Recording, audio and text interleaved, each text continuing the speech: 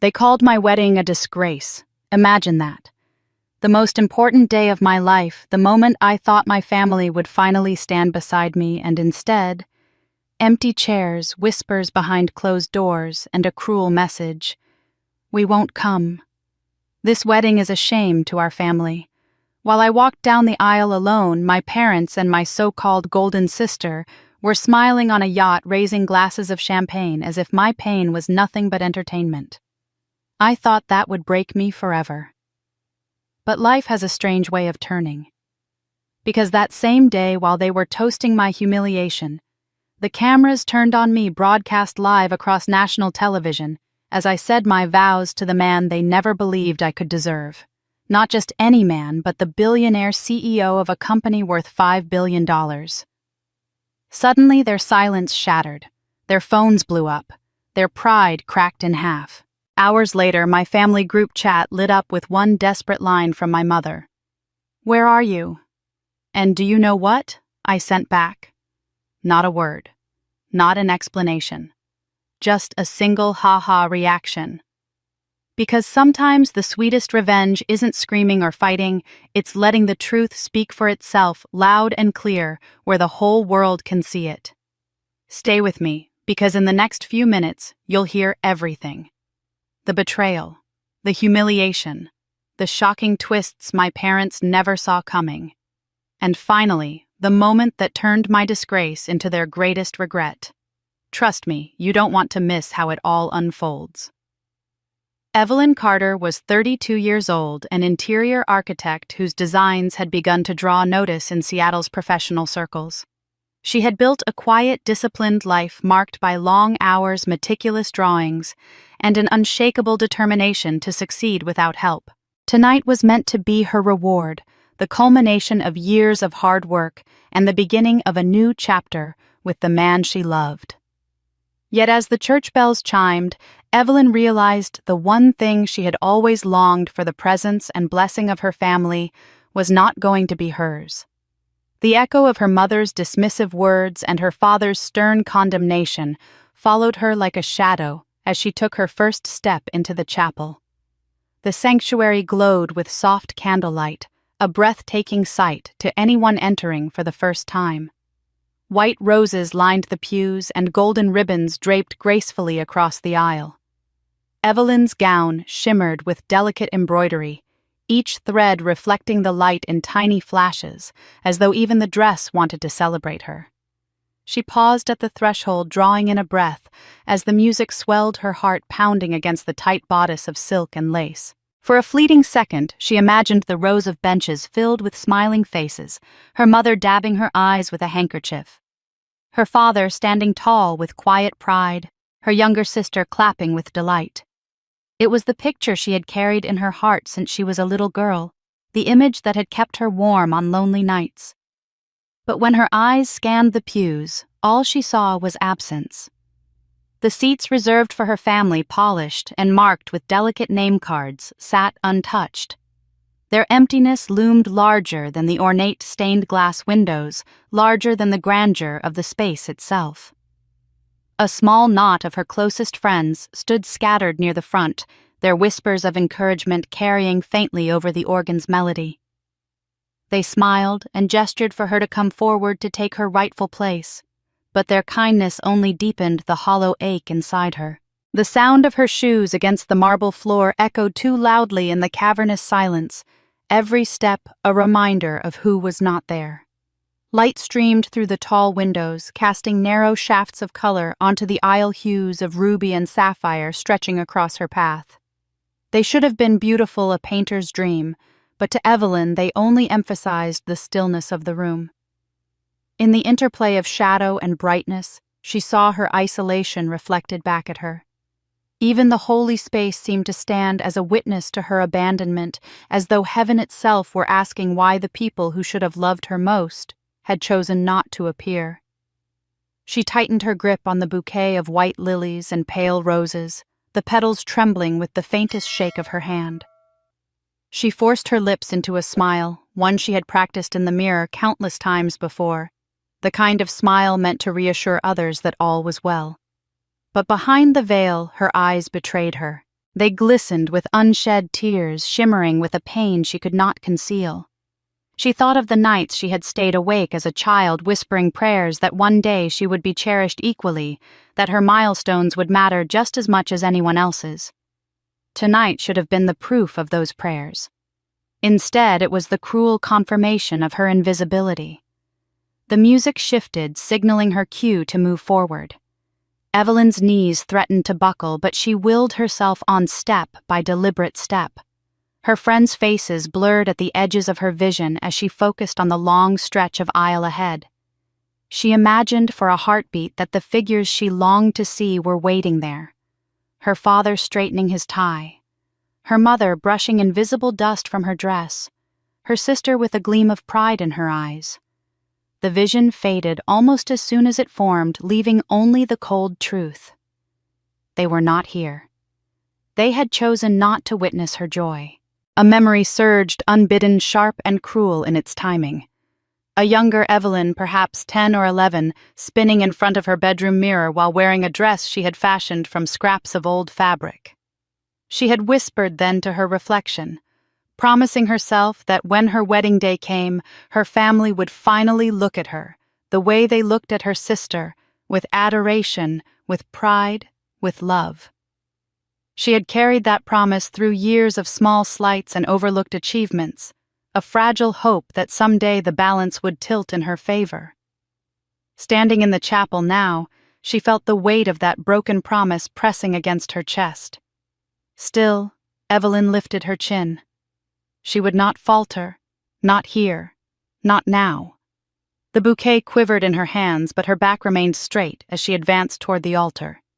Each step was both a march of resolve and a surrender to grief. She told herself she could endure this moment, that she could carve out her own strength even as her heart cracked. Her friends rose quietly in support, the sound of their movement filling the silence with something human, something loyal. Their presence mattered, but it could not replace the gaping wound carved by the absence of those who should have been in the front row. At last she reached the end of the aisle where Daniel stood waiting.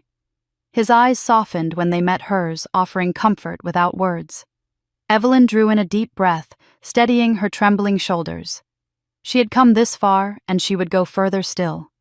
The chapel might be empty of her family, but she would not let it be empty of her dignity. Her wedding day had begun in silence and shadows, but she knew it would not end there. What she could not yet know was that this emptiness, this wound carved so mercilessly, would soon become the very stage on which everything changed. The silence of the chapel lingered in Evelyn's chest long after she had reached the altar, but her mind began to drift backward, back to the words that had made this emptiness inevitable. She could still hear the sound of her father's voice from the week before, clipped and unyielding, spoken with the authority of a man who had never allowed his decisions to be questioned. The call had come in the evening while she was adjusting details of the seating chart, still hopeful that despite the tension of recent months, her family would arrive on her wedding day. She remembered the static on the line, then Robert Carter clearing his throat, as if preparing for a courtroom verdict rather than a conversation with his daughter. He did not offer pleasantries, did not ask how she was feeling. Instead, he said in a tone that brooked no reply, "This wedding is a disgrace to our family." The words had fallen with the weight of a gavel.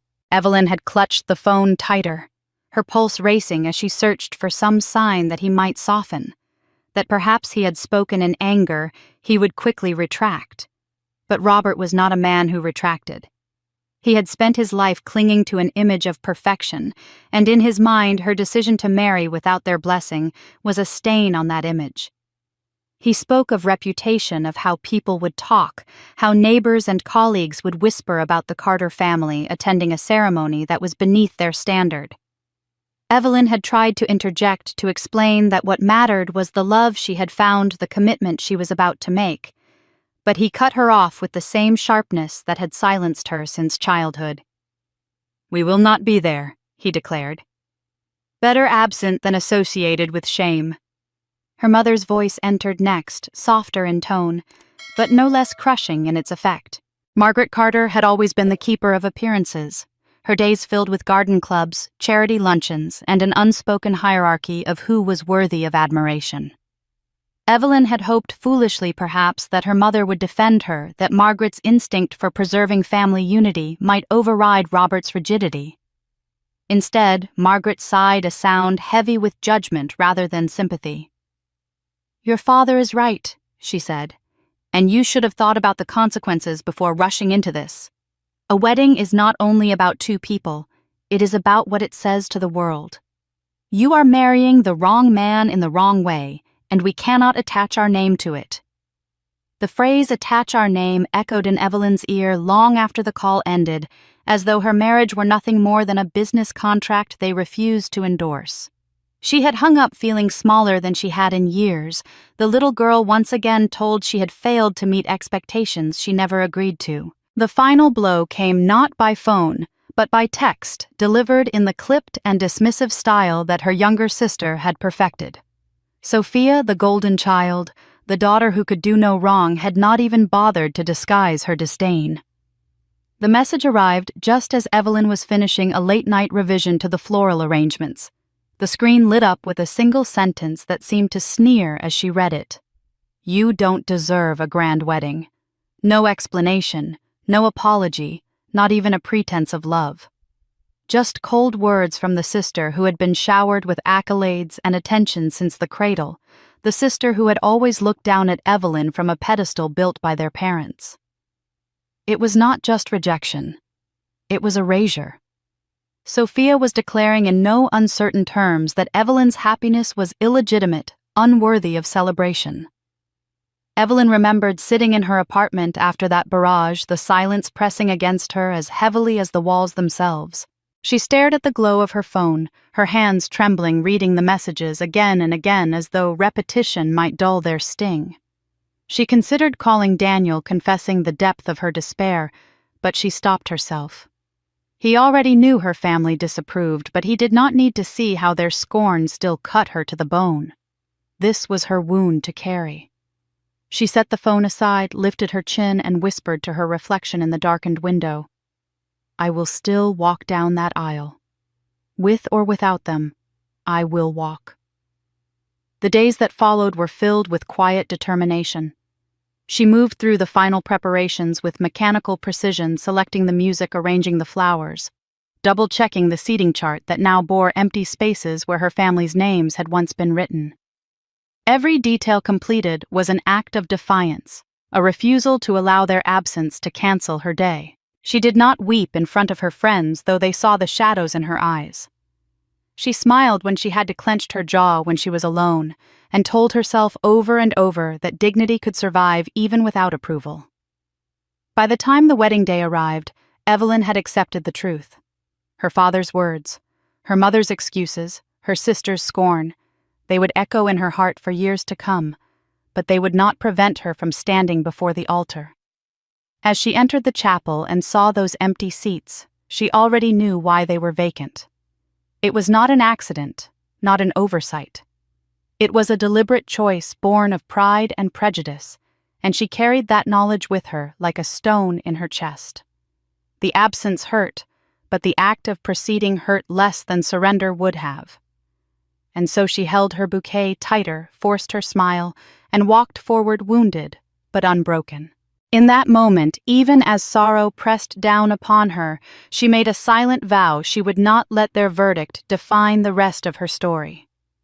The voices from that last conversation with her parents still echoed faintly in Evelyn's mind as she found herself seated in a quiet side room of the chapel. The ceremony had paused briefly, guests mingling or stepping outside for air, and she had a moment alone. The hush of the place pressed on her ears, a silence that made her acutely aware of every thought, every memory.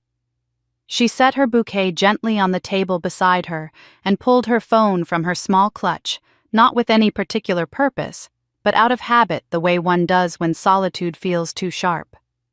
She thought perhaps a friend had sent her a kind word or one of her colleagues had left a note of encouragement. Instead, the screen illuminated with a crueler truth than even her father's words had delivered. There at the top of her social feed was an image so polished it could have been taken for a magazine spread. Her parents stood on the deck of a gleaming yacht, Glasses of champagne raised high while fireworks burst in radiant streams across the night sky behind them. Her mother, in a dress of deep emerald satin, laughed as though she had not a care in the world. Her father's hand rested proudly on Sophia's shoulder, his posture that of a man who had triumphed, not one who had abandoned his eldest daughter's wedding. Sophia herself glowed in the center of the frame, her smile practiced, her hair styled in golden curls that caught the light of the sparklers dancing around her. Behind them, other guests mingled, each one dressed in finery, their joy captured mid-laughter. The caption, written in Margaret's elegant style, read, "Celebrating life's true milestones." It did not mention Evelyn. It did not mention the wedding that should have bound the family together. It celebrated instead the occasion of their own choosing, a pointed exclusion, wrapped in glamour. Evelyn stared at the screen, her breath catching in her throat. The contrast struck her with a ferocity she could not have anticipated.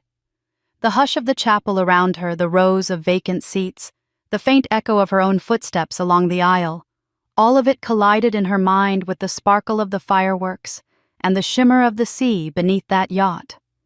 The juxtaposition was almost unbearable. Here she sat in a space consecrated for vows and beginnings, her family's absence marking her every step, while they reveled in excess, the very picture of joy, as though her day were nothing more than a footnote in their lives. It was not just absence, it was a public declaration that they had chosen something else, someone else over her. Her hands trembled as she tightened her grip on the phone knuckles, whitening under the strain. She tried to steady herself, but her thumb scrolled almost against her will, revealing more pictures. Sophia leaning against the railing, a glass of red wine catching the reflection of the moon. Robert and Margaret laughing with friends, the wind tousling Robert's hair in a rare moment of ease. The yacht's lights casting golden glimmers on the waves as though the sea itself had bent to their celebration. It was everything Evelyn had dreamed her wedding might be for her, a gathering of love, laughter, and family. But here, it was repurposed to exclude her entirely. Each new image pierced deeper, a series of small daggers lodged where her heart should have been swelling with joy. The sting of betrayal rose hot in her eyes, and for a moment she let the tears fall. They slid down her cheeks, unchecked, blurring the screen before her. But almost as soon as she felt them, she swiped them away, quick and decisive, unwilling to grant the photographs the satisfaction of her visible sorrow. She drew in a sharp breath, the kind that steadies a trembling body, and forced her hands to still. She would not crumble in this room, not while the echo of organ music still lingered in the air. She pressed the phone to her chest for a long moment, as though the hard glass might anchor her, then set it carefully back in her clutch. Her eyes lifted to the small window high on the chapel wall. Through it, she could just make out a slice of sky, pale blue, edging toward dusk. For a fleeting instant, she imagined that the fireworks might be visible from here, faint streaks of color against the horizon, carrying her family's laughter across the water to mock her. She shuddered, then pulled herself upright, smoothing the silk of her gown. The bitterness of the vision burned through her, but beneath it was a core of steel. The images had wounded her, yes, but they had also clarified something she had always sensed: she would never be enough for them. No effort, no achievement, no act of devotion could command their loyalty if it clashed with their vanity. She wiped the last trace of tears from her cheeks, careful not to smudge her makeup. Her reflection in the mirror across the room looked almost composed again, though her eyes carried a weight no powder or veil could conceal. She drew another breath, slow and deliberate, and whispered to herself, words that felt both fragile and powerful. "I will finish this day. With or without them, I will finish it." She picked up her bouquet once more, her fingers steady now, though the petals quivered faintly as if sharing her burden. The laughter from the yacht might echo in her memory, but it would not define the woman who walked back into that chapel. She rose, squared her shoulders, and prepared to step once more into the silence, carrying with her the knowledge of their betrayal, but also the beginnings of a resolve they would one day regret underestimating. Evelyn re-entered the chapel with her bouquet in hand, her eyes still carrying the shadow of what she had seen on her phone, though her face bore no outward trace. The air was hushed again, guests whispering softly as the organ resumed its gentle notes. She drew a long breath, steadying herself as she walked the final steps toward the altar. Daniel turned to her with a smile meant to calm her, and for a moment she allowed herself to rest in the warmth of his gaze. But as the officiant raised his hand to signal the beginning of the vows, the silence of the absent rose pressed against her once more, reminding her of who was missing and why. The moment she had imagined as a child was not the moment she was about to live, and she would have to summon strength from the hollow ache inside her. When it came time to speak, Evelyn's voice wavered at first. The words trembled as they left her lips, the syllables fragile under the weight of emotion. Yet as she pressed forward, her tone grew steadier, anchored by her determination not to falter. Her vows spoke of resilience of love that endures storms of choosing not only a partner, but also a life built on trust and devotion. She did not embellish with grand gestures or rehearsed phrases. Instead, she offered simple truths shaped by her own hard years. Each word carried the resonance of someone who had known what it was to be unseen, and who had chosen nonetheless to stand here and be heard. Though her voice caught more than once, she did not pause long enough for silence to break her. She lifted her chin, forced breath into her lungs, and pressed the words into existence, each one a testament to the fact that she would not be silenced. Daniel reached for her hand, his touch warm and certain. His thumb brushed over her knuckles in small, reassuring circles, a silent promise that he stood beside her in this moment of fragility. Evelyn's heart lifted at the comfort, but beneath it ran a current of awareness. His presence could not fill the absence that stretched across the rows of empty seats. He could love her fully, and he did, yet even his devotion could not undo decades of yearning for acknowledgement that had never come. The emptiness was its own entity, a shadow at her side, and she knew it would follow her down this aisle, no matter how tightly Daniel held her hand. Still, she tightened her grip on him in return, grateful for the strength he offered, even if it could not mend what had been broken. As her vows drew to a close, a ripple of applause rose from the small cluster of friends who had gathered in the front pews. Their clapping was hesitant at first, as though they were unsure if it was proper, but soon it grew stronger, filling the air with a warmth the chapel had not yet known that day. A friend of hers, a woman from college who had seen Evelyn's long nights of study and sacrifice, stood with tears in her eyes, clapping louder than the rest. Another friend, a colleague from her firm, added his voice with a soft cheer. Their support was genuine, their affection palpable, and for a moment Evelyn felt something close to belonging. The sound did not erase the stillness of the other pews, but it softened the edges of her solitude. She let herself smile faintly, a smile that carried gratitude as much as sorrow. Her eyes, almost against her will, drifted to the section of the chapel reserved for family. The pews were empty still, the polished wood gleaming under the filtered light, untouched by human presence. For an instant, her imagination filled them. She pictured her father seated with arms folded, stern, but present. Her mother dabbing tears of pride from her eyes, her sister leaning forward with a grin. The image was so vivid she could almost believe it was real, and for a heartbeat her chest ached with the sweetness of it. But then the vision dissolved, leaving only the bare benches and the truth she could not escape. They were not here. They had chosen not to be here. She closed her eyes briefly, whispering within herself words she had never dared to say aloud. "I do not need them." The officiant's voice carried on, leading Daniel through his vows, the cadence steady and strong. Evelyn listened, her gaze steady now, the flicker of earlier tears gone from her eyes. Daniel's words wrapped around her like a cloak, reminding her that even in absence there could be presence, even in rejection there could be love. Yet she knew the true strength she would carry from this day would not be borrowed from him or anyone else. It would be her own, drawn from the quiet defiance that had kept her standing when others would have crumbled. The chapel remained marked by emptiness, but Evelyn herself was not empty. She was bruised, she was scarred, but she was also unbroken. When the officiant declared their vows complete, Evelyn allowed herself a final glance toward the vacant rows. Instead of letting her heart break anew, she felt a surprising surge of resolve. The absence was real, but so was her choice to stand in spite of it.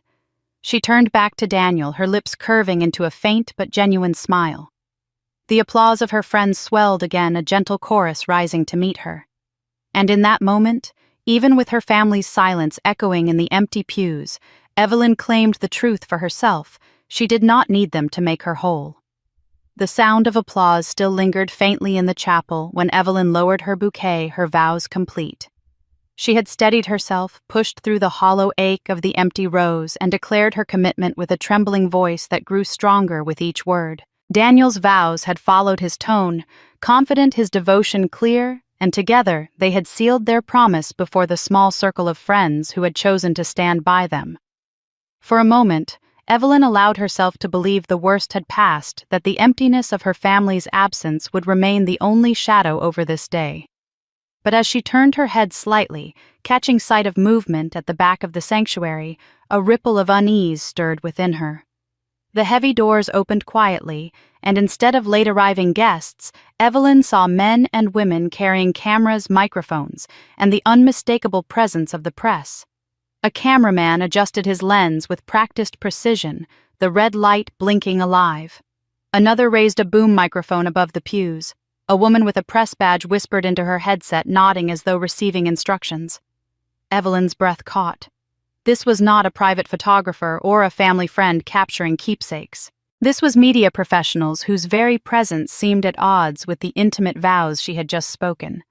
The quiet sanctity of the chapel shifted suddenly, the air charged with a strange new energy. The faint hum of machinery replaced the hush of prayer. Her first instinct was panic. Heat flushed across her cheeks as she clutched her bouquet tighter. This was her wedding, not a stage for strangers. She turned quickly toward Daniel, her veil rustling with the sharpness of her movement. Her eyes searched his face for answers, for any sign that he too was caught off guard. Instead, she found him watching her with a calm expression, his lips curved in a faint smile that seemed almost deliberate, as though he had expected this all along. She leaned toward him, her voice low but urgent. "Daniel, what is this? Why are they here?" For a beat, her question hung unanswered, swallowed by the quiet buzz of the camera equipment being positioned. Daniel did not flinch. He squeezed her hand, meeting her anxious gaze with steady eyes. His smile did not falter as he spoke softly, a voice pitched just for her. "You deserve to be seen, Evelyn." The words were simple, yet they carried a weight she could not immediately grasp. They were not an explanation, not in the way she wanted, but they were spoken with such certainty that for a moment she felt her resistance falter. His tone was not apologetic. It was resolute, as though he believed without question that this intrusion was not a violation, but a gift. Still, Evelyn's mind swirled with unease. She had lived her life in shadows, overlooked by the very people who should have lifted her up. The thought of strangers now shining a light on her most vulnerable moment was unsettling, even frightening. She glanced back at the journalists, her heart pounding. One camera shifted focus, the lens narrowing until she could feel it on her face, as intimate and invasive as a touch. The light from a flash burst suddenly, dazzling her eyes, turning the white of her gown into a blazing mirror. The burst of brightness burned across her vision, leaving her momentarily blinded. When her sight cleared, she found herself staring back into that unblinking eye of the camera, and the strange realization settled over her. This was deliberate. This was orchestrated. Daniel had not been surprised by their arrival. He had invited it. Her chest tightened as questions crowded her mind. What did he mean by her being deserving to be seen? Who exactly did he want her to be seen by? Was this about sharing their love with the world? Or was there something more, something she had yet to uncover? The words she had spoken in her vows still rang in her ears, words of devotion and endurance, and now she wondered if they were already being broadcast beyond these walls, carried to ears she had never intended to hear them. She thought of her parents, her sister, the very people who had called her wedding a disgrace. Were they watching? Was this Daniel's quiet answer to their scorn? Her pulse quickened, her mind reeling, but she held herself still. She could not let her guests see her confusion, not when she had fought so hard to maintain dignity in the face of absence. She nodded faintly to Daniel, though her heart hammered with uncertainty. The cameras moved closer, the whir of their equipment filling the air like the sound of wings descending. Another flash seared across her vision, catching her wide eyes and parted lips. For the briefest moment, Evelyn felt suspended between two worlds, the one where she was the forgotten daughter, and the one where she was suddenly illuminated under lights brighter than she had ever known. The ceremony resumed around her, but Evelyn scarcely heard the words of the officiant. She stood in place, hand entwined with Daniel's, her thoughts spinning in restless circles.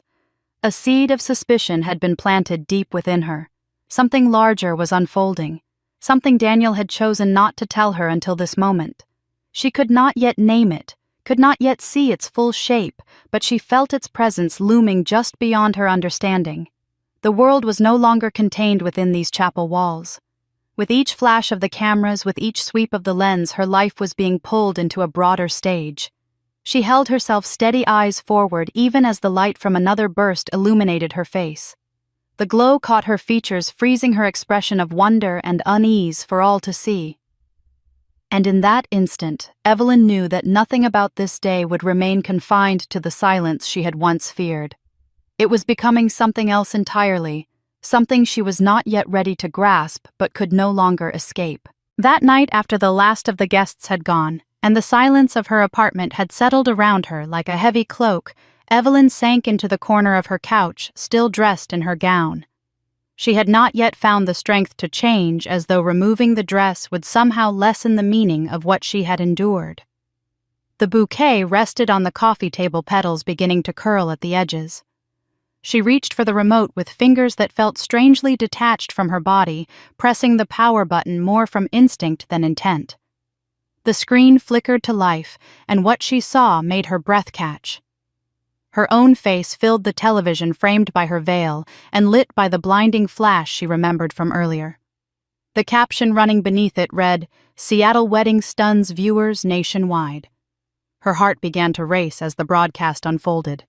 The camera captured her walking down the aisle, her vows spoken in a trembling voice, Daniel's steady hand clasping hers. The anchor's voice narrated with practiced drama, explaining to viewers that this was no ordinary ceremony. Evelyn leaned forward, her breath shallow, unable to look away, as the program cut to footage of Daniel slipping the ring onto her finger. Then came the revelation delivered with the weight of breaking news. Daniel Whitmore, CEO of Whitmore Technologies, a company valued at over $5 billion, exchanged vows today in a private ceremony here in Seattle. For years, he has remained intensely private about his personal life, but tonight, the world has seen the woman who now shares his name. Evelyn's body went rigid. The name sounded almost foreign, spoken aloud in that context, paired with numbers that seemed too large to be real. She stared at the screen, her mind struggling to catch up with the words. $5 billion, CEO, national broadcast. She turned toward the quiet room as though expecting someone to confirm it for her, but of course no one was there.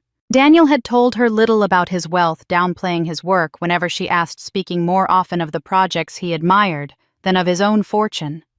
She had known he was successful, but never in her wildest imaginings had she placed him among the ranks of men whose faces graced financial magazines. A dizzying mix of pride and shock coursed through her. Pride because the world now knew the man she loved had chosen her. Shock because he had never spoken the truth in such stark terms. A question rose hot in her chest. Why had he not told her before? Why let her discover like this through the cold voice of a television anchor? Her gaze stayed fixed on the screen, where clips of the ceremony played in slow motion. She saw herself from angles she had not noticed in the moment, her smile trembling yet steady, her eyes shining under the vaulted ceiling. She saw Daniel's confident posture, the ease with which he carried himself, even under the glare of cameras. To the outside world, it looked like a fairy tale, the forgotten daughter marrying into a life of unimaginable wealth and power. But Evelyn knew the truth was more complicated.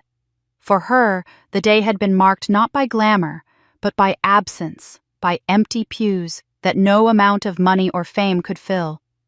She drew her knees to her chest, hugging herself tightly as the screen continued to blaze. In another part of the city, the broadcast reached the Carter household. Robert sat in his leather chair, a glass of red wine in hand, the evening quiet until the words from the television cut through like a blade. He had not expected to see his daughter's wedding splashed across national news, nor had he imagined that the man he had dismissed as unworthy was in fact the head of a corporation worth billions. As the anchor spoke Daniel's name and wealth, Robert's grip faltered. The stem of the wine glass slipped between his fingers, shattering against the hardwood floor. Deep red spilled across the carpet like a stain spreading quickly. His jaw tightened, his breath sharp, his authority suddenly hollow. Margaret sat beside him, her posture rigid, her hands clutching the arms of her chair. The screen showed Evelyn's face again, radiant under her veil, the camera's flash turning her into a vision of poise. Margaret's own face drained of color. She had spent years perfecting her family's social standing, boasting of Sophia's triumphs, curating every detail of their public image. And now, here was Evelyn, the daughter she had deemed unworthy, unveiled to the entire nation as the bride of a billionaire. Margaret could not move, could not breathe. The foundation of her judgments trembled beneath her. Sophia, lounging on the couch with a phone in hand, had been scrolling through messages from friends when the announcement reached her ears. She looked up, eyes narrowing, the smile fading from her lips. The screen displayed her sister glowing in white, standing beside a man the world now praised as one of the most powerful figures in the country. For a moment, Sophia's body went still, her fingers tightening around her phone. A flush crept across her cheeks, not of pride, but of envy, raw and searing. She had been the star, the golden child, the one paraded at every recital and banquet. Now, in an instant, the spotlight had shifted, and the entire nation had witnessed it. Her lips pressed into a thin line, her throat tight with disbelief. Back in her apartment, Evelyn pressed a hand to her mouth as the segment continued, the words echoing in her ears long after they had been spoken. She could not tear her eyes away, even as her thoughts churned. Daniel had chosen this. He had invited the cameras, had orchestrated the reveal, had believed it was what she deserved. Perhaps he was right. Perhaps the world needed to see her, to know her worth after a lifetime of being dismissed. Yet in the quiet of her living room, Evelyn could not shake the ache of not knowing, the sense that she had been thrust into a story she had not agreed to write. Pride and bewilderment twisted together, leaving her breathless. She whispered his name once softly, as though it might summon him, but the only response was the steady hum of the broadcast. The television continued to glow in the quiet of Evelyn's apartment, replaying fragments of her wedding, as if the day belonged not only to her, but to an entire nation now watching. She sat motionless, still processing the revelation of Daniel's identity and the weight of what it meant. Her phone, resting on the cushion beside her, began to vibrate with an urgency that broke the stillness. At first she ignored it, unwilling to let the outside world intrude again. But the buzzing grew persistent, insistent, until she reached for it. The screen lit up, and there it was, the family group chat alive in a way it had never been when she needed it most. Messages flooded in so quickly she could barely read them before new ones appeared. Her father's words stood out first, blunt and demanding as ever. "Evelyn, where are you? We need to talk. This has gone too far." His tone carried the same authority he had wielded her entire life, as though even now he expected her to obey, to explain herself. Before she could form a thought, another message appeared, this time from her mother. Margaret's words dripped with equal parts accusation and bewilderment. "Why didn't you tell us who Daniel really was? How could you hide something like this from your own family?" The question stung, though not in the way Margaret intended. Evelyn had never hidden Daniel from them. They had simply never asked, too busy dismissing her choices to consider that she might have built a life worth noticing. The chat continued to ping, her parents exchanging panicked lines as though scrambling to regain control of a story they had so casually abandoned. Robert, again. "You should have come to us first. We could have guided you." Margaret. "People are already talking. Do you realize what this means for us?" Their words revealed their true concern, not about Evelyn's happiness or well-being, but about their own place in the social hierarchy. It was not her joy they cared about. It was their pride, their image, their desperate need to rewrite themselves back into a narrative they had chosen to leave. Evelyn scrolled further, half expecting Sophia to have joined in. But her sister's name remained silent in the thread, her presence marked only by the small icon that showed she had seen every message. That silence said more than words could. Sophia, who had always been quick with a cutting remark, now had nothing to offer. Evelyn could picture her phone in hand, lips pressed into a thin line. Envy flickering in her eyes as she watched the world crown her sister with the attention she herself had always been given. For once, Sophia was not the star. She was the spectator forced to watch her older sister step into a light brighter than any spotlight a piano recital could provide. The phone buzzed again, Robert's impatience breaking through. "Answer us, Evelyn."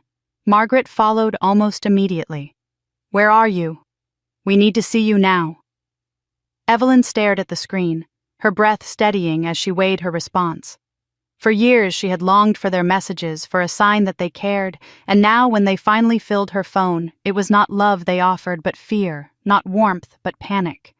She could have typed a paragraph, could have unleashed years of hurt into a few blistering sentences. She could have explained that they never bothered to look closely enough to see Daniel for who he was, that their absence from her wedding spoke louder than their sudden desperation. Instead, she let her thumb hover over the screen for a moment, then tapped once simply and decisively. A single reaction appeared under her father's demand, her mother's accusations, a laughing emoji. She set the phone down on the table, the glow of the screen fading as the chat erupted again, with fresh demands, her parents bewildered by the silence she had chosen. Evelyn leaned back against the couch, a quiet smile tugging at the corner of her lips. It was not a smile of cruelty, but of release, a recognition that for the first time she was not scrambling for their approval. She had given them nothing, not even words, only the echo of her amusement. The simple gesture carried more weight than any explanation could. It was her declaration of freedom, her refusal to be pulled back into their orbit of judgment and control. Beside her, Daniel emerged from the kitchen, 2 glasses of champagne in hand. He set one before her and eased into the seat at her side. "You look lighter," he said softly, watching her with eyes that had already seen her pain and still chosen her. Evelyn met his gaze, the corners of her mouth lifting a little higher. "I think I am," she replied. She lifted the glass, the golden liquid catching the faint light of the television, and for the first time all day she felt the sweetness of victory. Not the victory of wealth or public recognition, but the quiet triumph of choosing not to explain, not to justify, not to beg. She had answered in her own way, and it was enough. As she sipped the champagne, Evelyn glanced once more at the phone where messages still poured in unanswered. Her parents could rage, they could panic, they could scramble to piece together a place for themselves in a world they had excluded her from. Sophia could sit in silence, seething with envy, but none of it touched her now. She turned toward Daniel, her hand brushing his as their glasses clinked softly together. For the first time, she felt the kind of freedom she had never dared believe was possible, the freedom of not needing them at all. Evelyn leaned back against the couch, the faint sweetness of champagne lingering on her tongue, her phone still buzzing with unanswered messages. For a long moment she allowed herself to savor the quiet victory of silence, of choosing not to respond in the way her parents demanded. Yet as she sat there, the glow of the television casting shifting shadows on the wall, memories began to creep into the corners of her mind, unbidden and insistent.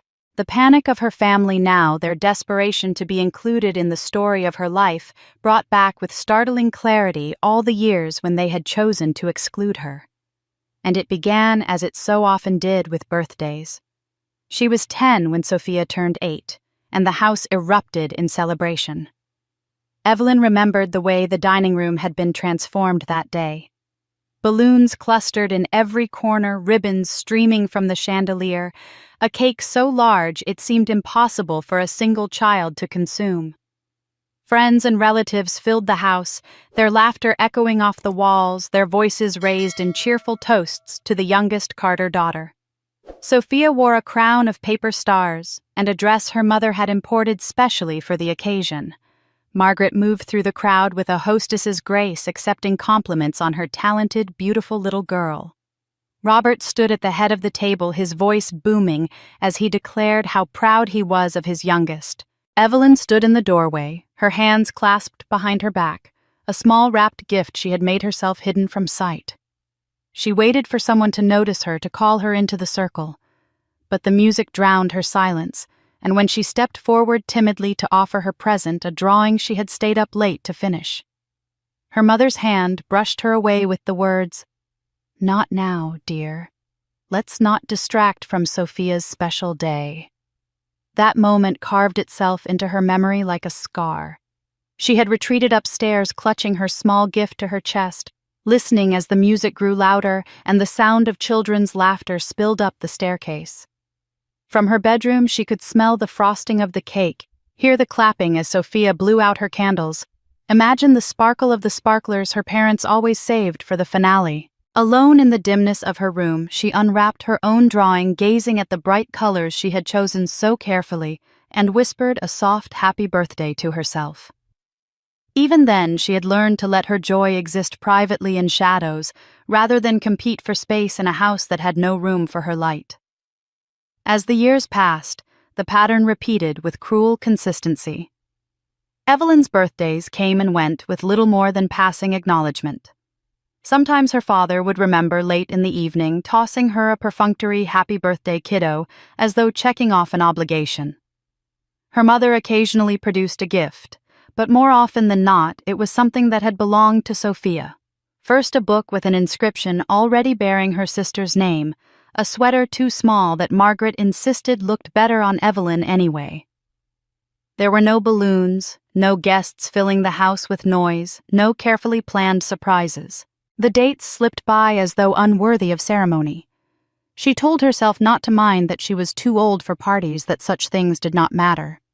But in the stillness of her room, she could hear the faint echo of Sophia's celebrations and knew the truth. The difference mattered even if no one admitted it.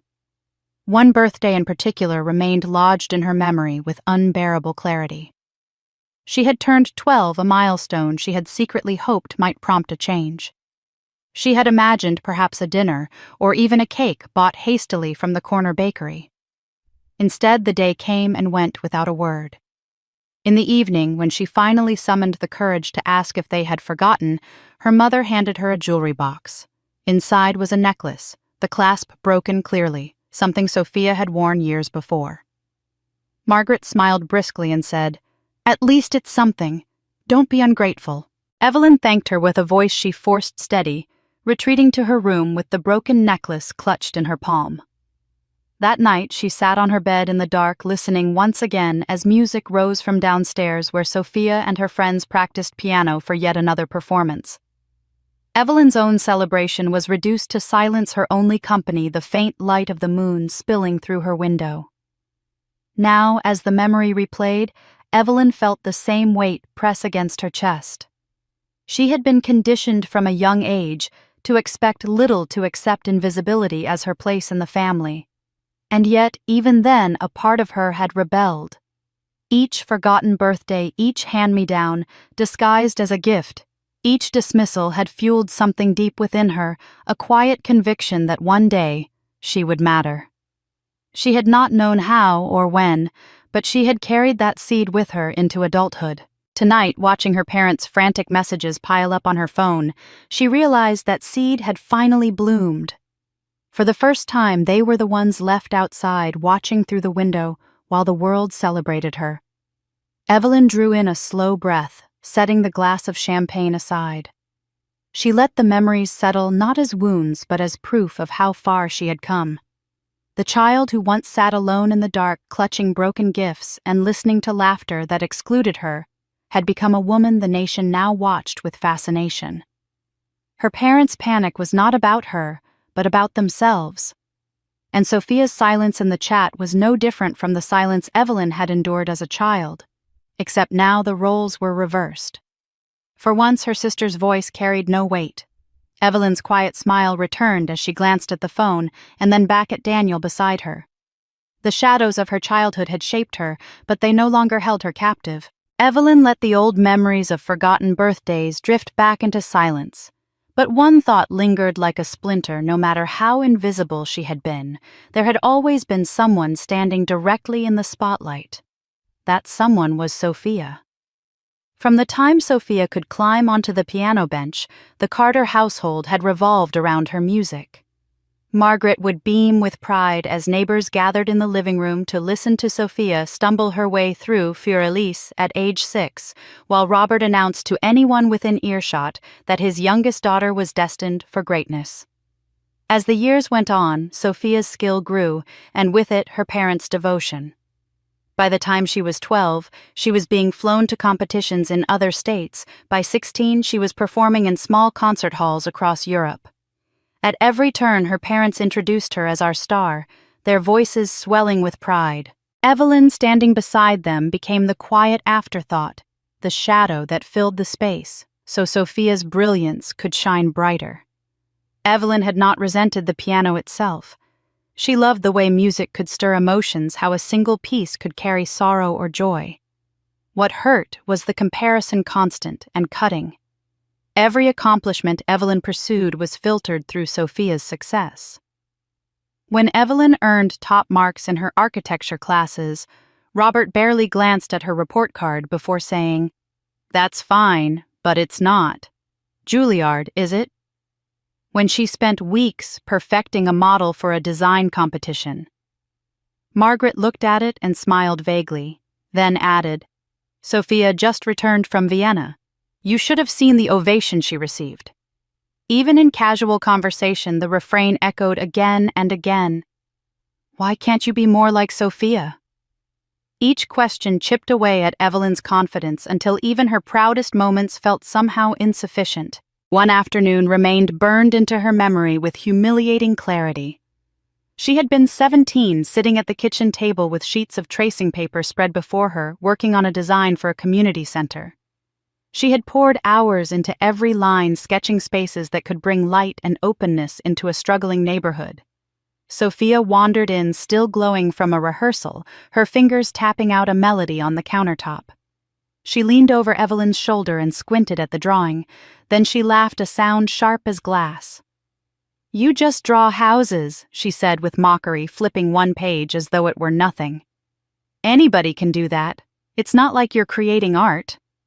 Margaret, standing at the sink, had chuckled in agreement, and Robert murmured something about real talent before leaving the room. Evelyn had felt her face burn the sketch beneath her hand, suddenly looking childish, though she knew the ideas in it were strong. She had folded the papers away, pretending not to care, but the sting had stayed with her long after Sophia's footsteps faded down the hall. Over time, Evelyn began to see the cost of Sophia's brilliance. Her sister was radiant in public, dazzling audiences, and basking in their applause, but behind closed doors, she lived under a pressure Evelyn did not envy. Margaret corrected her posture at the piano with merciless precision. Robert demanded perfection in every performance, and Sophia herself drove her body to exhaustion to maintain her reputation as flawless. Evelyn would sometimes pass by her sister's room late at night and hear the muffled sound of sobbing quickly stifled whenever footsteps approached. It struck her even then that Sophia's gilded cage was as confining as her own shadows. She was the star, yes, but a star that burned under relentless scrutiny, never allowed to falter. If Evelyn had been overlooked, Sophia had been consumed. That tension grew sharper as they entered adulthood. Evelyn pursued architecture with steady determination, savoring the way her designs could shape space and offer comfort, while Sophia carried the family's ambitions like a crown too heavy to bear. Their parents never saw Evelyn's freedom for what it was. They dismissed it as aimlessness, as lack of drive. But Sophia did. In her rare, unguarded moments, Sophia's eyes would flicker with something that looked like envy. Evelyn remembered one summer evening when she came home late from working on a studio project. Her clothes were dusty, her hair pulled into a messy bun, but she was glowing with satisfaction. Sophia looked up from the piano, her expression unreadable, and muttered, "Must be nice doing what you want without the whole world watching if you fail." The words had struck Evelyn not as mockery this time, but as confession. For once, her sister's voice had carried the weight of truth. Evelyn knew then that their rivalry was not simple. It was not merely that Sophia had been celebrated while she was ignored. It was that Sophia had been chained to perfection, forced to embody her parents' dream, until she no longer knew where her own desires began. She might have mocked Evelyn's designs, might have relished the favoritism she received, but underneath it all she carried a bitterness of her own, the bitterness of never being free to stumble to choose to live without performance. Evelyn understood that now, sitting years later beside Daniel, her phone still lighting up with her parents' frantic messages. Sophia's silence in the chat was familiar, but she imagined she could almost hear the grinding of her sister's thoughts, the envy stirred not by Evelyn's marriage alone, but by the freedom it represented. For once Evelyn was not the shadow, and Sophia was not the untouchable star. The roles were shifting, and though Evelyn did not yet know how far she could feel the change like the first tremor before a storm. The memories of Sophia's rise and the constant comparisons still lingered in Evelyn's mind when another set of recollections surfaced, ones she had tried for years to bury. If Sophia had been crowned the star, then Evelyn's milestones had been quietly erased, brushed aside as though they barely mattered. The truth of it came back to her most clearly in the moments when she should have been celebrated the markers of achievement that define a young life. Instead of joy, they had been laced with absence, silence, or thinly veiled disapproval. She remembered the day of her college graduation with particular clarity. The ceremony had been held in a wide auditorium, sunlight filtering through tall windows onto rows of proud parents holding bouquets and cameras. Students bustled in their gowns, some nervous, some giddy, their families clapping and waving as their names were called. Evelyn had walked across the stage with her head high, a degree in architecture pressed into her hands, a lifetime of late nights and relentless work culminating in that single moment. The applause of strangers had filled the hall, but when she looked out across the crowd, searching instinctively for familiar faces, there were none. Her father had called the week before to say they couldn't attend. Sophia had a piano competition in Chicago, and the timing was impossible to change. Margaret's voice had softened slightly when she added, "You'll understand, won't you, dear? This is important for your sister." Evelyn had said yes because she always did, but the emptiness in the auditorium seat reserved under her name stung more sharply than she expected. When she returned to her apartment that evening, the flowers she had bought for herself sat on the kitchen counter, their bright colors mocking the silence of her phone.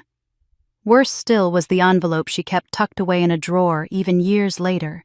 It had been meant to hold messages from friends and family, a keepsake of her graduation day.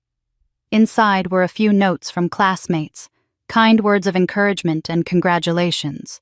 But the space reserved for her parents' signatures remained blank, an emptiness on the page that seemed to scream louder than ink ever could. She had run her finger over that blank spot more times than she cared to admit, wondering what it would have meant to see their handwriting there, to know they had taken even a moment to acknowledge her success. The silence in that envelope mirrored the silence in her life, a constant reminder that her efforts were invisible in her own home. Years later, when Daniel proposed to her, she had hoped naively. She now realized that her parents might see the significance of the moment. He had knelt beneath a canopy of string lights in the park where they had shared their first kiss. His voice unsteady as he asked her to be his wife. She had said yes through tears, laughter bubbling out of her chest, believing for a brief, foolish instant that this was the moment her family might rally around her. But when she called to share the news, the response was tepid at best.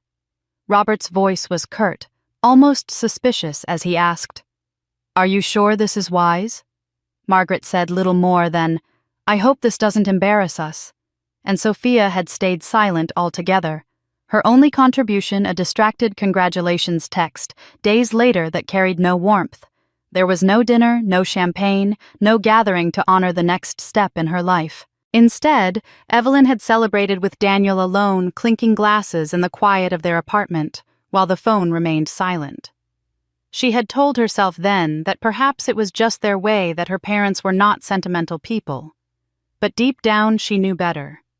They had found the time, the energy, the enthusiasm for Sophia's every recital, every competition, every award ceremony.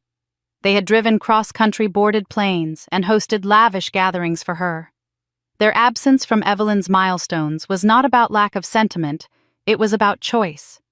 They chose to invest their pride elsewhere, to pour their energy into Sophia's narrative, while leaving Evelyn to script her own in solitude. Sitting in the present, Evelyn felt the old ache stir in her chest, but with it came a new clarity. Those forgotten moments had shaped her, taught her to rely on herself when others refused to see her. The blank envelope, the silent phone calls, the dismissive comments, all of it had forged a resilience she had never fully acknowledged. She thought of the degree that hung in her office, of the buildings she had designed that stood tall and unyielding. They were monuments not only to her talent, but to her endurance. Her parents had never cheered her across a stage, never lifted a glass in her honor, never written their names on a card meant to commemorate her triumphs. But now they were the ones clamoring for her attention, sending desperate messages into a void she no longer felt compelled to answer. Evelyn exhaled slowly, the memory of that blank graduation card fading into something less like a wound and more like a shield. She had survived their silence once. This time she would not let their voices define her worth. The image of her graduation card with its blank space where her parents' signatures should have been lingered in Evelyn's mind like a brand, and it inevitably drew her thoughts toward her father. Robert had been the louder voice in the family, the one who made declarations that carried the weight of judgment. If Margaret orchestrated appearances with careful hands, Robert laid down the law with blunt words that left no room for interpretation. Evelyn had heard him once, long before her wedding day, say, with absolute certainty, "A cheap wedding makes a family look small. If you can't host a proper celebration, you shouldn't do it at all. It brings shame." He had said it in the middle of a dinner conversation, glass of scotch in hand, with an authority that silenced the table. It had not been about Evelyn then, at least not directly, but she knew he had meant it for her. His disdain for anything that failed to impress others was never hidden. To understand Robert's obsession with appearances, Evelyn had to trace it back to the stories he told of his youth. He had grown up in a small working-class town, the son of a mechanic who could barely keep the family afloat. He spoke rarely of those years, and when he did, it was with a bitterness that curdled in his voice. He described being mocked by classmates for his worn shoes, ridiculed when he could not afford the school trips. Others attended, dismissed by teachers who assumed he would amount to nothing. One particular story had repeated itself so often, Evelyn could recite it at a high school dance. Robert had worn an ill-fitting suit borrowed from his uncle, and a wealthy classmate had laughed aloud, telling him he looked like a beggar dressed for church. From that night forward, Robert carried the shame like a stone in his chest. He had sworn never to be humiliated again, never to allow anyone to look down on him or his family. That vow became the axis around which his life turned. It explained much about how he raised his daughters. He wanted perfection, not because he loved them in the way that nurtured, but because he wanted to be reflected in their success. Sophia fit the role seamlessly. She was the polished star, the child who could be displayed proudly at parties, her talent undeniable, her accolades easy to boast about. Robert introduced her at gatherings as our Sophia the prodigy, bound for greatness.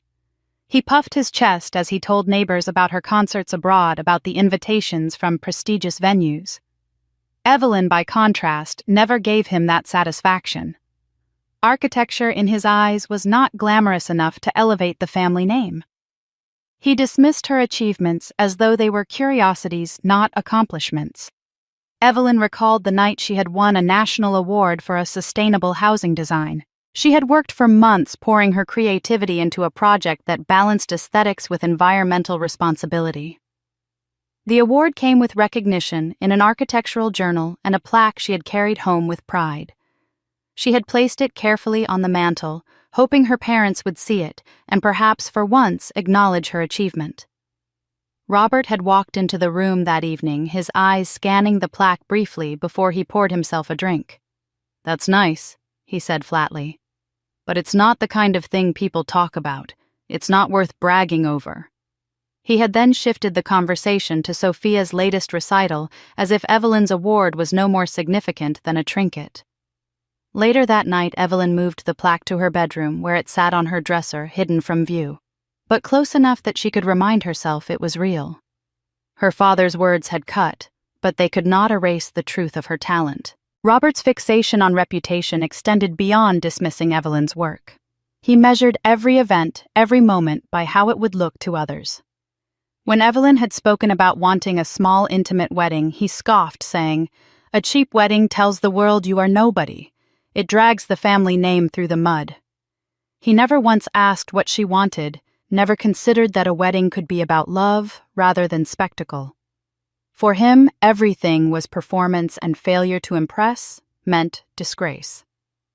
The irony, Evelyn realized, was that his obsession with avoiding shame had driven him to treat his own daughter as though she were already a source of it. In his effort to build a flawless image, he had created cracks so deep they could never be concealed. Even now, years later, she could still hear the sharpness in his voice, the way he made his standards sound like commandments from on high. His words had taught her to shrink, to question whether her dreams were valid, to doubt if she could ever measure up. Yet beneath his coldness, Evelyn could glimpse the boy he had once been humiliated at a dance, desperate to prove he was more than the laughter that followed him home. She did not excuse him. His scars had become her own wounds, but she understood the roots of his cruelty. Understanding, however, was not forgiveness. His need for perfection had cost her the tenderness of a father's pride, a loss no recognition could replace. As she sat remembering, Evelyn knew with painful clarity that Robert's obsession with a perfect family had never included her. The memory of Robert's voice, sharp and uncompromising, still echoed in Evelyn's mind long after the wedding day had ended.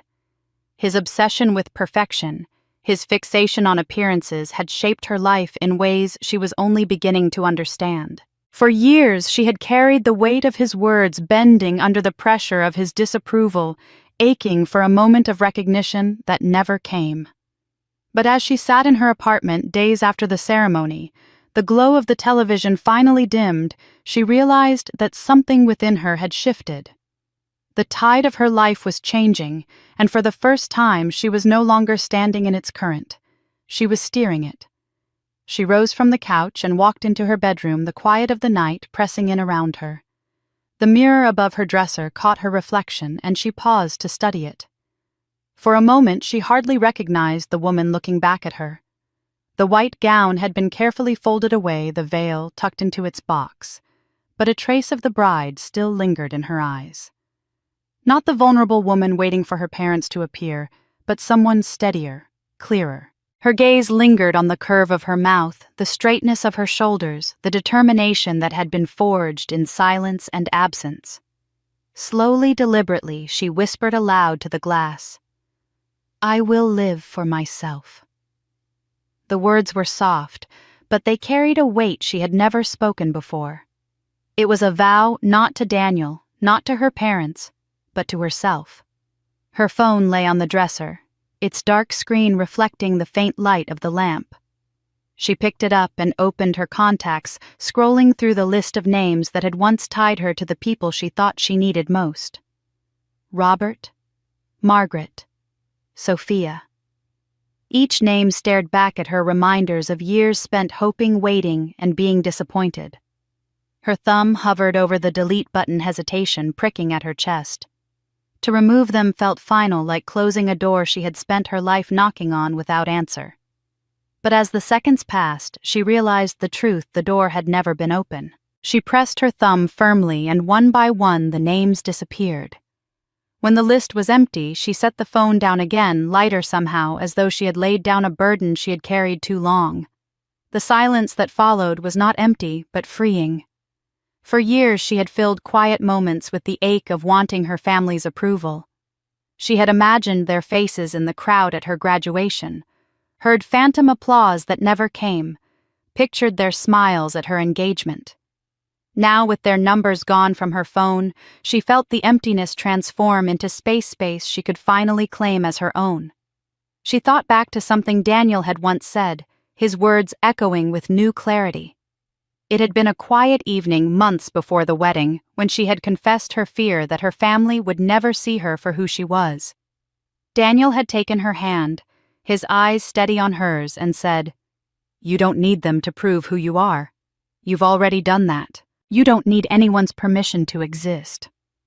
At the time she had nodded but tucked the thought away, too tangled in old wounds to believe it fully. Now, in the dim light of her bedroom, she understood. He had seen her worth long before she had. She walked back to the mirror and studied herself again this time, without searching for flaws or shadows. She was not the forgotten daughter standing in Sophia's light. She was a woman who had built something from nothing, who had endured neglect and turned it into strength. Her wedding had not been a disgrace, no matter what her father had said. It had been a beginning, a chance to step into a life not measured by their standards, but by her own. The cameras that had flashed the broadcast that had stunned the nation, those were not gifts of wealth or spectacle. They were proof that her story was no longer confined to the quiet corners where she had once sat unseen. The thought settled over her like a warm blanket. For years, she had waited for her parents to applaud, to recognize, to love her in the way she deserved. Tonight, she realized she did not need to wait any longer. Their silence had shaped her, but it would not define her. She had Daniel, she had her work, she had herself, and that was enough. The old Evelyn might have opened her phone again, waiting for another message, another chance at reconciliation. But the new Evelyn placed the phone face down and turned away. She no longer needed the validation of people who had refused to give it. Standing there with the quiet hum of the city outside her window, Evelyn felt something she had never truly felt before: peace. It was not the absence of pain, her scars were still there, the memories still sharp, but it was the acceptance that she did not have to live for anyone else's gaze. She had her own. She lifted her chin slightly, catching her reflection one last time. "I will not wait for them," she whispered again, firmer now. "I am enough." With that, she turned off the light and stepped into the next chapter of her life, no longer bound by the approval she had once chased, but free to write her story on her own terms. The days that followed Evelyn's quiet vow to herself were strangely calm. She carried on with her work, poured her energy into sketches and plans, and allowed herself to relish the peace that came from not checking her phone for her parents' words. Yet the silence did not last long. Late one afternoon, her phone rang with an unfamiliar number, and though she almost ignored it, something compelled her to answer. Margaret's voice emerged clipped and carefully measured. "Evelyn?" "She said your father and I think it's time you came home. We need to talk." The word need was weighted, carrying the same authority her parents had wielded over her for decades. Before Evelyn could respond, Robert's voice came onto the line, firm and commanding. "Tomorrow evening, 6 o'clock. Don't be late." Then the line went dead. For a moment, Evelyn simply stood in her apartment, the dial tone echoing in her ear. The old reflex to obey stirred inside her, but she shook it off. She was no longer the daughter waiting for their approval. Still, she felt the pull of inevitability. They had summoned her, and she would go not as a child desperate for recognition, but as a woman prepared to stand her ground. She closed her phone slowly, a steady calm settling over her. This time the conversation would be different. When she arrived the next evening, the Carter house looked exactly as it always had. The manicured lawn, the spotless porch, the gleam of Margaret's carefully polished windows, all whispered of a family desperate to project perfection. Evelyn walked up the steps with deliberate calm, her heels clicking against the wood, her hand tightening on the strap of her bag. Margaret opened the door before she had even knocked, her expression a mask of strained warmth. "Evelyn," she said with a thin smile. "Come in." Robert waited just behind her, his posture stiff, his eyes sharp with unspoken judgment. They led her into the living room, the same space where she had spent countless evenings as a child, watching Sophia play piano while her parents applauded. Tonight, however, the room felt charged, as though the very air bristled with confrontation. Margaret gestured toward the sofa. "Sit," she said, her tone hovering between command and courtesy. Evelyn sat with measured grace, crossing her legs, refusing to shrink into the cushions. Robert stood before her, arms folded, his gaze piercing. Margaret perched on the edge of an armchair, hands clasped tightly together. Robert spoke first. "Why didn't you tell us?" His voice was steady but edged with accusation.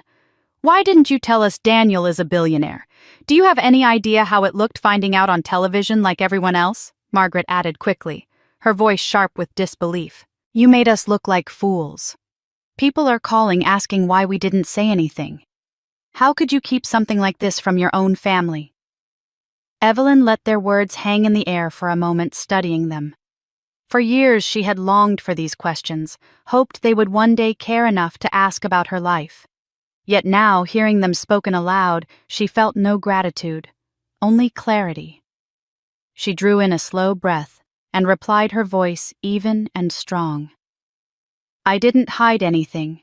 You never asked, not once." The silence that followed was heavy. Robert blinked, his lips parting as if to speak, but no words came. Margaret shifted uncomfortably, her fingers twisting in her lap. Evelyn continued, her eyes steady on her father's. "You never wanted to know. You dismissed him without meeting him. You dismissed me.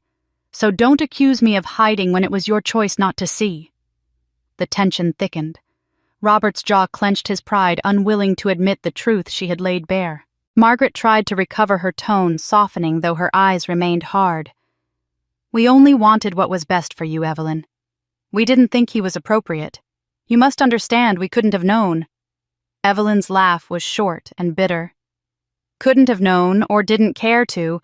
All you ever saw was whether something made you look good. If it didn't, you turned away." She leaned forward slightly, her voice dropping lower, more pointed. "Now the world knows Daniel, and suddenly you're interested. That says everything." For the first time, Margaret's composure cracked. Her lips trembled, and she glanced at Robert, who stood rooted, his silence louder than any defense he might have offered. Evelyn felt the old ache rise in her chest, but she pushed it down. She was not here to beg, not here to explain herself into worthiness. She was here to state the truth plainly and without apology. She sat back against the sofa, her shoulders squared, her eyes unflinching. "I didn't hide Daniel," she repeated firmly. "I never needed to. The only thing hidden was me, and you made sure of that." The words lingered in the stillness, undeniable and unyielding. For once, Robert had no retort, Margaret no ready excuse. And for the first time in her life, Evelyn felt the balance of power shift. She was no longer the child waiting for their approval, but the woman who had found her strength without it. The silence that followed Evelyn's declaration in the living room carried over into dinner. Margaret, in her usual way, attempted to smooth the edges by insisting everyone move to the dining table. The table was set with polished silverware and heavy china, a setting that should have reflected elegance, but instead only heightened the tension. The dishes gleamed beneath the chandelier, and the pot roast Margaret had prepared sat steaming in the center. Evelyn took her seat with a deliberate calm, her back straight, her hands resting lightly on her lap. Across from her, Robert occupied the head of the table, his posture stiff, his eyes fixed on her with a sternness that reminded her of every childhood scolding. Margaret hovered at his side, pouring wine into crystal glasses, her hands betraying a faint tremor. Sophia sat to one side, unusually quiet, her gaze darting between Evelyn and their parents.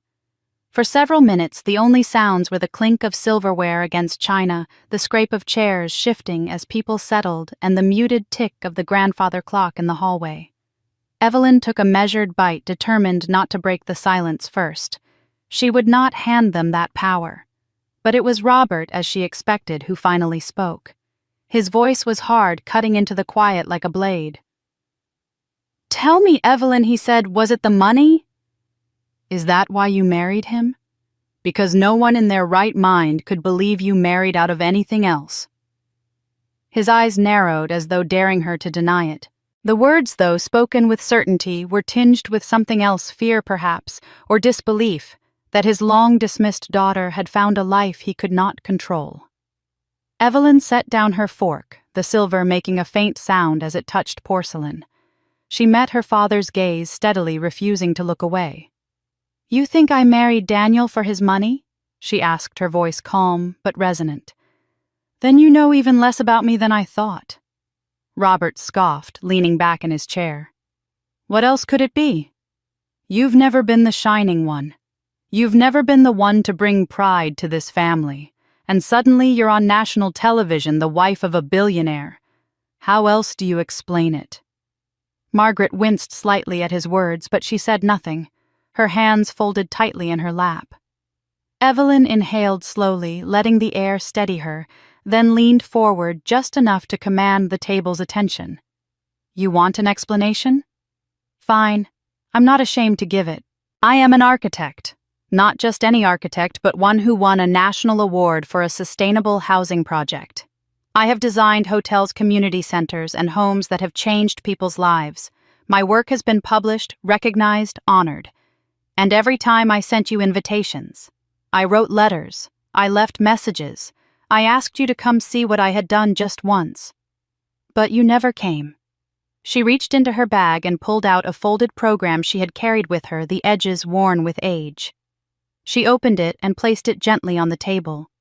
The cover bore her name in bold print, announcing her as the recipient of a design award. "I sent this to you," she said softly, her voice carrying the weight of years. "I invited you to the ceremony. I waited in that hall hoping to see your faces. And you never walked through the door." The room grew still, the weight of her words pressing down on everyone present. Robert's face tightened, his jaw working as though he struggled to find an argument. Margaret, after a long silence, cleared her throat, her voice tentative. "We were busy, Evelyn. You know how much pressure Sophia was under at the time. She had that international competition. We couldn't split ourselves in two." Her tone tried for sympathy, but it rang hollow. Evelyn's lips curved in a bitter smile, and she shook her head slowly. Busy, she repeated, her voice cool but unwavering. "Busy for Sophia. Always for Sophia. Never for me. My milestones, my achievements, my life always less important than making sure your golden daughter shined." Margaret opened her mouth as though to protest, but no words came. Sophia shifted uncomfortably, her hands knotting together in her lap, guilt flickering across her face. Robert's expression hardened further, as though clinging to his pride was the only shield left to him. But Evelyn no longer needed their recognition. She had laid the truth before them, undeniable and raw. For years, she had swallowed the hurt, pretending it did not matter. Tonight, she let it spill across the table like spilled wine, staining the perfection they had tried so hard to maintain. She leaned back in her chair, her eyes never leaving her father's. "I didn't marry Daniel for his money," she said, her voice steady, final. "I married him because he sees me. Something you never chose to do." The silence that followed was heavier than any accusation. And for the first time, Evelyn felt the weight shift entirely onto their shoulders. The silence after Evelyn's last words hung heavy in the dining room. Robert's jaw was tight. Margaret's hands were clenched together as if in prayer, and Sophia shifted uneasily in her seat. The air was brittle, charged with unspoken accusations and years of unhealed wounds. Evelyn sat upright, unflinching, but she could feel the pressure of their eyes pressing against her. Then, just as Robert opened his mouth, the sound of the front door opening echoed down the hallway. Footsteps approached, steady and assured, and when Daniel stepped into the room, the atmosphere shifted instantly. He carried himself with a calm authority that made even Robert lean back slightly in his chair. Dressed sharply but without ostentation, he filled the space not with noise, but with presence. Evelyn felt the tension in her shoulders ease as he came to stand behind her, one hand resting lightly on her chair, a silent gesture of support that spoke volumes. Robert cleared his throat, his voice colder than before. "So the man of the hour finally arrives." Margaret's lips curved into a tight smile, though her eyes were sharp with calculation. "We were just discussing what might have drawn you to our daughter." The implication in her tone was unmistakable. Daniel's gaze moved slowly across the table, pausing on each of them before he spoke. "I know what you've been saying." He began, his voice calm but cutting through the room like steel wrapped in velvet. "And I won't let you reduce Evelyn to some caricature who married for money. She deserves better than that. Far better." Robert's eyes narrowed, but he didn't interrupt. Daniel continued, his tone steady, deliberate. "What you don't know, and what Evelyn was too proud to share, is that she refused me 3 times before she said yes. 3 times I asked her to marry me. 3 times she told me no. Not because she didn't love me, but because she wanted to make sure she wasn't defined by what I had. She wanted to be certain that when she said yes, it was her decision, not because of wealth or pressure, but because she wanted a life with me. That is who your daughter is." He let the words sink in his hand, still resting gently on Evelyn's chair. Her chest tightened with emotion at his defense, the truth of it laid bare before those who had always dismissed her. Margaret's composure faltered, her lips parting in surprise. Sophia glanced at Evelyn with wide eyes, as though seeing her sister through a new lens. Robert remained silent, though the tension in his jaw betrayed his discomfort. Daniel's gaze softened slightly as he turned to Evelyn, and for a moment the world outside their bond seemed to fall away. "I still remember the first time I saw her." He said, his voice gentler now, almost reverent. She was presenting a design for a community center at a conference. The room was full of people, most of them older, dismissive, not expecting much from a young architect. But when she spoke, when she laid out her vision, the entire room fell silent. Her ideas weren't just practical, they were beautiful. She saw what no one else saw. I remember thinking then that I was watching someone extraordinary, and I wasn't wrong. The weight of his words filled the space, and Evelyn felt her throat tighten. She had never heard him describe that moment in front of others before. She remembered it too, the way her hands had trembled slightly as she clicked through the slides, the uncertainty that had lingered in her chest until she realized people were listening. Truly listening. And now to hear Daniel recount it with such admiration in front of the very family who had never once acknowledged her accomplishments was like a salve on an old wound. Daniel straightened, his voice firm once more. "I don't love Evelyn because of what she does for me or what she represents. I love her because she is Evelyn, because she is strong and brilliant and compassionate even after years of being overlooked. Because she makes me better just by being herself. That's the truth. And it has nothing to do with money and everything to do with who she is." The room was silent, but it was a different kind of silence now. Not the heavy weight of judgment, but the stunned quiet of people who had been confronted with something undeniable. Robert shifted in his chair, his eyes flickering toward Evelyn for the briefest of moments before darting away. Margaret pressed her lips together, unable to form a reply. Sophia's gaze lingered on her sister, unreadable but softer than it had been in years. Evelyn sat with her head held high, the sting of her parents' accusations still present, but dulled by Daniel's words. She no longer felt alone at that table. His defense had not only affirmed her worth, but forced her family to see her through different eyes, if only for a moment. She glanced up at him, gratitude and love shining in her expression, and knew that whatever came next, she was no longer standing in this battle by herself. Daniel's final words lingered in the air like a verdict. "I love her because she is Evelyn." And in that moment, no one at the table could deny it. The weight of Daniel's words still lingered in the air, his declaration of love silencing the accusations that had filled the dining room only moments before. Evelyn sat straighter, a faint warmth spreading in her chest, despite the chill of her parents' stares. For once someone had spoken her truth aloud. Yet before the moment could settle, Daniel's gaze shifted across the table, landing on Sophia. His expression hardened, and Evelyn felt a sudden tension ripple through him. He drew in a breath, and when he spoke again, his voice was measured, but there was steel beneath it. "There's something else that needs to be said."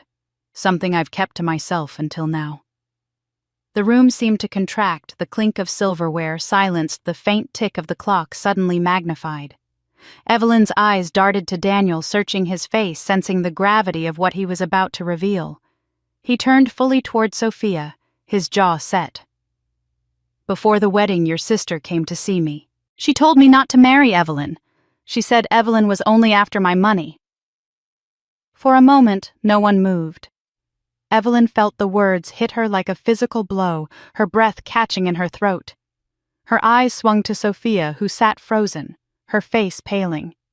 "That's not true," Sophia said quickly, her voice sharp with panic. "He's lying. I never—" But the tremor in her voice betrayed her, and her eyes flickered downward, avoiding her sister's gaze. Evelyn's heart clenched as recognition dawned. She knew that look. It was the same look Sophia had worn as a child when caught in a lie, the same mixture of guilt and defiance that had never needed words to be understood. Daniel's tone was unwavering. "I remember every word, Sophia. You told me Evelyn wasn't serious, that she would leave me once she had enough. You tried to poison what we had before it even began. And I let it go for Evelyn's sake because I knew she loved you despite everything. But tonight I won't let that lie stand any longer." His eyes did not waver from Sophia, who shifted uncomfortably under his gaze. Margaret gasped softly, her hand flying to her mouth, while Robert's face darkened with confusion and anger, though he remained silent. Evelyn's pulse pounded in her ears, each beat sharper than the last. She turned toward her sister, her voice quiet but carrying across the room. "Is it true?" she asked. Sophia shook her head quickly, her words stumbling over each other. "No, I swear I didn't. He misunderstood. I was only worried about you, Evelyn. I thought he might hurt you, and I said things I didn't mean." Her excuses unraveled as she spoke, the desperation in her tone only confirming the truth. Evelyn studied her carefully, her chest aching, her stomach twisting. She wanted to believe her, wanted to cling to the hope that her sister, despite everything, had never crossed that line. But the guilt in Sophia's eyes told another story. Memories rose, unbidden moments from their childhood, when Sophia had basked in the spotlight, her parents' constant applause drowning out Evelyn's quiet accomplishments. Evelyn had excused it, told herself it wasn't Sophia's fault. But now, as she stared into the face of her sister, she saw the jealousy that had always lingered beneath the surface. Sophia, the golden child, who had everything yet still coveted what Evelyn had built for herself. The betrayal cut deep, not only because of the words spoken, but because it confirmed what Evelyn had long feared: her sister had never wanted her to shine. The ache in her chest sharpened into something else. She sat back slowly, her fork untouched on the plate before her. "You told him I only cared about money?" Evelyn said, her voice low but steady. "After everything I've endured, after a lifetime of being overlooked, you tried to take even this from me." Sophia flinched, her lips parting as though to protest again, but no words came. The silence between them stretched, heavy and suffocating. Daniel's hand brushed Evelyn's shoulder, lightly grounding her, reminding her that she was not alone in this moment. The betrayal stung, but beneath the pain was a clarity Evelyn could not ignore. For years she had envied her sister's place in their parents' eyes, convinced that Sophia had it all. But now she saw the truth. Sophia, for all her praise and applause, was trapped in the need to be perfect to hold her parents' favor, to prevent Evelyn from ever threatening her place as the family's golden child. It was envy that had driven her to Daniel, envy that had led her to twist his view of Evelyn. And for the first time, Evelyn pitied her. Her sister's shine had always come at someone else's expense, and now it was dimming before her eyes.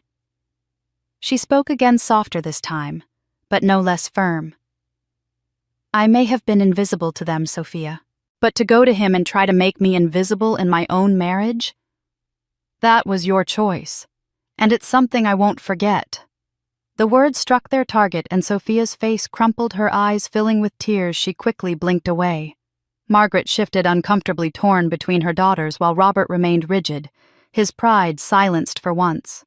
Evelyn held her sister's gaze a moment longer, then turned away, her decision made. The wound was fresh, raw, but it no longer controlled her. She could see it clearly now. Sophia's betrayal was not proof of Evelyn's weakness, but of her sister's fear. And in that knowledge, Evelyn found a strength she had never claimed before. The silence after Daniel's revelation about Sophia's betrayal clung to the air like smoke after a fire. Sophia's teary eyes darted to their mother for rescue, but Margaret sat rigid, her face pale beneath the glow of the chandelier. For a long moment, the clatter of utensils and the faint hum of the grandfather clock were the only sounds. Then, as if a dam had broken, Margaret's composure cracked. Her voice wavered as she whispered, "Evelyn, we thought you were strong. Stronger than Sophia. Stronger than we ever were. We believed you didn't need us." Her words grew louder, spilling into the room. "You were always so independent, so self-sufficient. We told ourselves that's why we didn't show up. We thought you didn't need the same attention. We thought you could carry yourself without us." Her eyes glistened with tears that rolled down her cheeks, her hands clutching the edge of the table as though the wood could anchor her in the storm she had unleashed. Robert shifted uncomfortably, but he remained silent, his pride barricading any admission of guilt. Margaret pressed on, her voice breaking. "We loved you, Evelyn, we did. But you always seemed apart. You never begged for our praise like Sophia did, never fought for our approval. We thought you didn't want it." She looked at her daughter with watery eyes, searching for understanding, for absolution. Evelyn's breath caught in her chest, but not from sympathy. The words pierced her, but not in the way her mother intended. She sat straighter, her voice calm but lined with steel. "No one," she said slowly, each syllable measured, "is so strong that they can live invisible for 30 years. Not one person. Not me. Not anyone." Her gaze swept from her mother to her father, then to her sister, holding each of them accountable in turn. "You didn't withhold love because I didn't need it. You withheld it because you chose not to give it. Because Sophia made it easier for you. Because her spotlight blinded you to the shadows you left me in." Margaret's lips trembled. "That's not fair," she began, but Evelyn cut across her, her voice rising not in a scream but in a surge of long-suppressed truth. "Fair. Do you think it was fair to watch me win awards and never show up? Do you think it was fair to dismiss every accomplishment I had as if it meant nothing? Do you think it was fair to let me sit alone on birthdays while you lit candles for Sophia's? Don't stand there and tell me you thought I was strong. You didn't see me at all. You didn't want to." The words rang through the dining room, bouncing off the walls that had once echoed with Sophia's piano recitals and the hollow applause of parents who saved all their pride for only one daughter. Evelyn's chest heaved, her hands gripping the edge of the table as though anchoring herself now, but this time not in desperation, this time in defiance. Margaret's tears fell silently, her face crumpling under the weight of Evelyn's truth, but she offered no rebuttal. Robert stared at his plate, his silence louder than any defense he might have mustered. Sophia looked away, shame etched across her features. Evelyn exhaled, the fury within her softening into clarity. She released her grip on the table, her hands falling gracefully to her lap. "I spent my life thinking, if I just tried harder, if I just achieved more, you would finally see me. But tonight I understand. It was never about me. It was about you. About your image, your pride, your need for perfection. And I will not spend another day begging for scraps of affection you were never willing to give." With that, Evelyn pushed back her chair. The wooden legs scraped against the polished floor, a sharp sound that broke the heavy silence. She rose slowly, deliberately, her posture tall, her chin lifted. For a moment she stood at the head of the table, her figure illuminated by the chandelier commanding the space in a way she never had before. Her family stared up at her, startled, as though seeing her for the first time. Margaret's tears glistened, Robert's jaw tightened. Sophia's breath caught in her throat. Evelyn's voice, quiet but firm, cut through their stunned expressions. "I won't be invisible anymore." She turned and walked from the dining room. Each step measured her heels, striking the floor with a certainty that echoed long after she disappeared down the hall. Behind her, the family sat in silence, frozen in their seats, left to grapple with the truth she had laid bare. The clink of silverware had ceased, the conversation extinguished. Only the hollow tick of the clock filled the void, counting the seconds of their stunned disbelief. Evelyn did not look back. For once, she did not need to. Robert sat in the dining room long after Evelyn's footsteps had faded down the hall, the echo of her words still hanging in the air like smoke. For a man who had always prided himself on having the last word, his silence was uncharacteristic, almost unsettling. Margaret dabbed at her eyes with a napkin, her shoulders shaking while Sophia stared fixedly at her untouched plate, her face pale. But Robert did not speak. He sat rigid, his broad hands resting on the edge of the table, his knuckles white, his jaw clenched. For the first time in decades, he had nothing to say. His gaze drifted toward the sideboard where a framed family photograph had rested for years. It was from when the girls were young, a carefully posed picture taken during one of Sophia's recitals. Sophia sat at the piano in her white dress, Margaret's arm around her shoulders, both of them smiling brightly. Robert stood behind them, his hand on Sophia's chair, pride practically radiating from his face. And then there was Evelyn off to the side, her smile tentative, her posture uncertain as if she had been placed there at the last moment. He had looked at that photo countless times before and always thought it perfect. Tonight the perfection crumbled. He saw now what Evelyn had described: the imbalance, the neglect, the way she had been edged out of their lives. For the first time, the photograph didn't look like pride. It looked like failure. Robert reached for the frame, his fingers brushing against the glass. The faint layer of dust that had gathered on the corner where Evelyn stood was undeniable, a symbol of what had been overlooked for too long. He stared at her younger face, at the smile that had never quite reached her eyes, and something inside him shifted. He remembered the nights she had worked late at the kitchen table, sketching designs by the dim light papers spread across the wood. He had dismissed it, then told her it was a hobby, not a future. He remembered the day she brought home her first award from college, her eyes glowing with excitement, and he had brushed it aside, more concerned about Sophia's next performance. The memories piled up heavy and damning until his silence became not just the absence of words, but the weight of regret. Daniel, who had remained quiet after Evelyn's exit, leaned forward slightly, his voice calm but firm.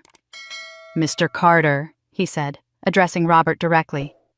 "There's an event this weekend. A gala. Evelyn is being honored for her contributions to architecture. Her latest project brought millions in revenue to the city, revitalized an entire district. It's the kind of recognition most architects dream of, and she deserves to be celebrated." He paused, letting the words sink in before continuing. "I want you to come. Both of you. Even Sophia. See her as she is, not as the daughter you've ignored, but as the woman she's become. It's not about appearances. It's about giving her what she's always deserved to be seen." The room was quiet again, but this time the silence felt different. Margaret looked at Robert, her eyes searching his face for a cue for the usual wall of resistance he put up whenever Evelyn's name came with anything resembling success. Sophia shifted uncomfortably in her seat, her guilt still fresh, but even she glanced toward her father, waiting for his response. Robert's eyes remained fixed on the photograph in his hands. His thumb traced the outline of Evelyn's small figure, his mind turning over memories he had long buried, excuses he had long rehearsed. He could feel the walls he had built around himself starting to crack. At length he set the photograph down carefully, almost reverently, as though afraid of shattering what was left. His voice, when it came, was quiet but steady. "A gala," he said, as if testing the word. His eyes flicked up to Daniel, then to Margaret, then briefly to Sophia. Finally, he gave the smallest of nods. "We'll be there." The admission was simple, but it carried a weight far greater than the words themselves. For Robert, it was not just agreement to attend an event. It was the first time in Evelyn's life that he had not dismissed her success, the first time he had not found a reason to turn away. Margaret let out a soft breath, relief mingling with her lingering tears. Sophia lowered her gaze, shame pooling in her features, though she said nothing. Daniel nodded once, his expression calm but satisfied. He had seen the shift subtle but significant in the man across the table.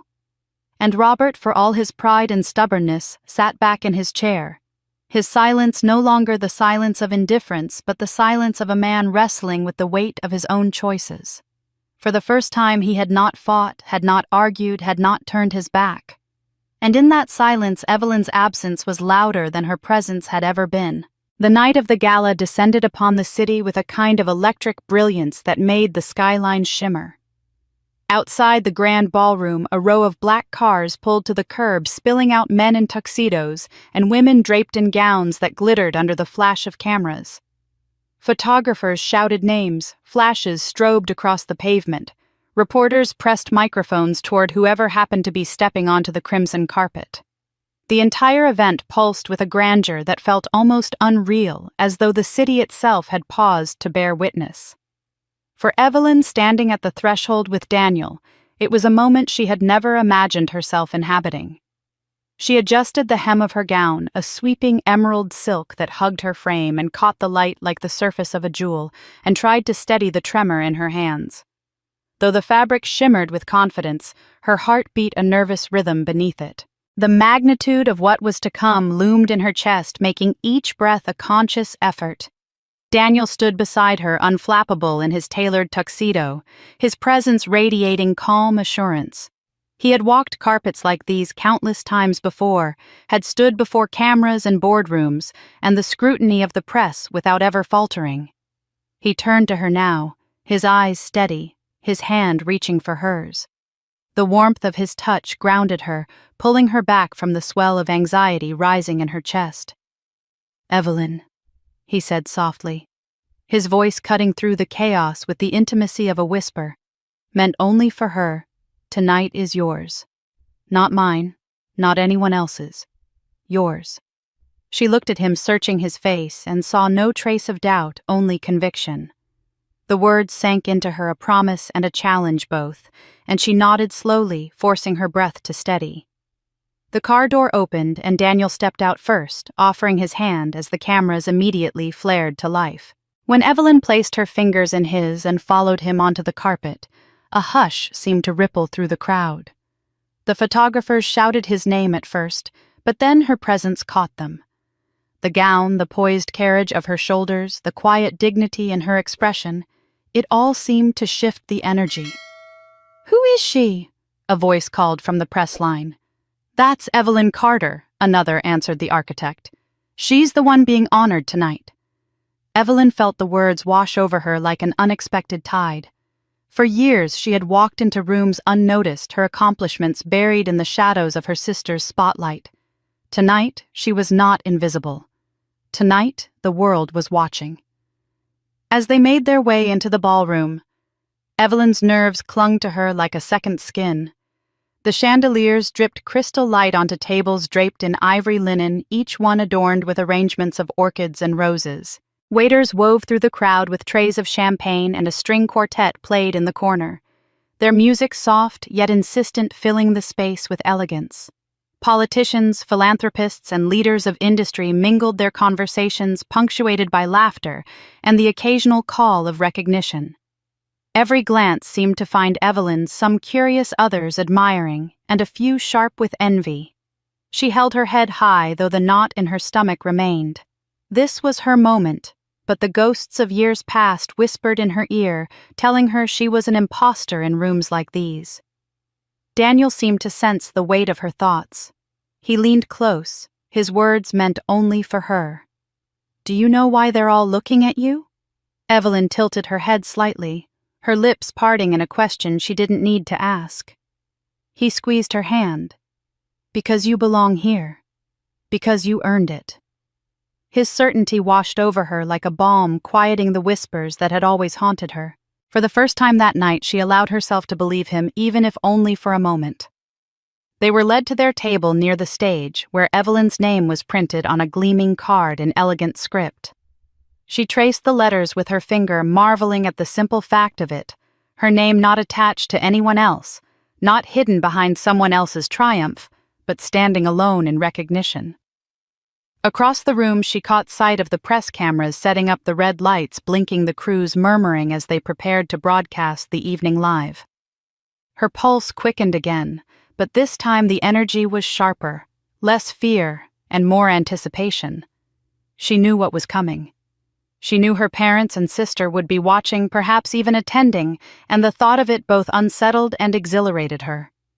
The evening unfolded around her in a swirl of conversation and laughter, but Evelyn felt as though she were suspended, waiting for the moment the spotlight would turn. The weight of expectation pressed against her shoulders, the kind of pressure that once would have crushed her. But Daniel's words echoed in her mind. "Tonight is yours." And with each repetition she felt the old fear loosening its grip. When she glanced at him again, he met her gaze with the same quiet confidence, as though daring her to believe it fully. She straightened in her chair, her chin lifting, her hands steady now against the silk of her gown. The master of ceremonies took the stage at last, his voice carrying easily across the hall. The music softened, the conversations hushed, and the spotlight swung across the room until it landed on Evelyn. She drew in a deep breath, her heart leaping, but she did not falter. As the announcer spoke her name, as the audience began to applaud, she felt the tide shift within her. No longer the forgotten daughter, no longer the invisible sister. She was Evelyn, the architect, the honoree, the woman who had carved her own place in the world.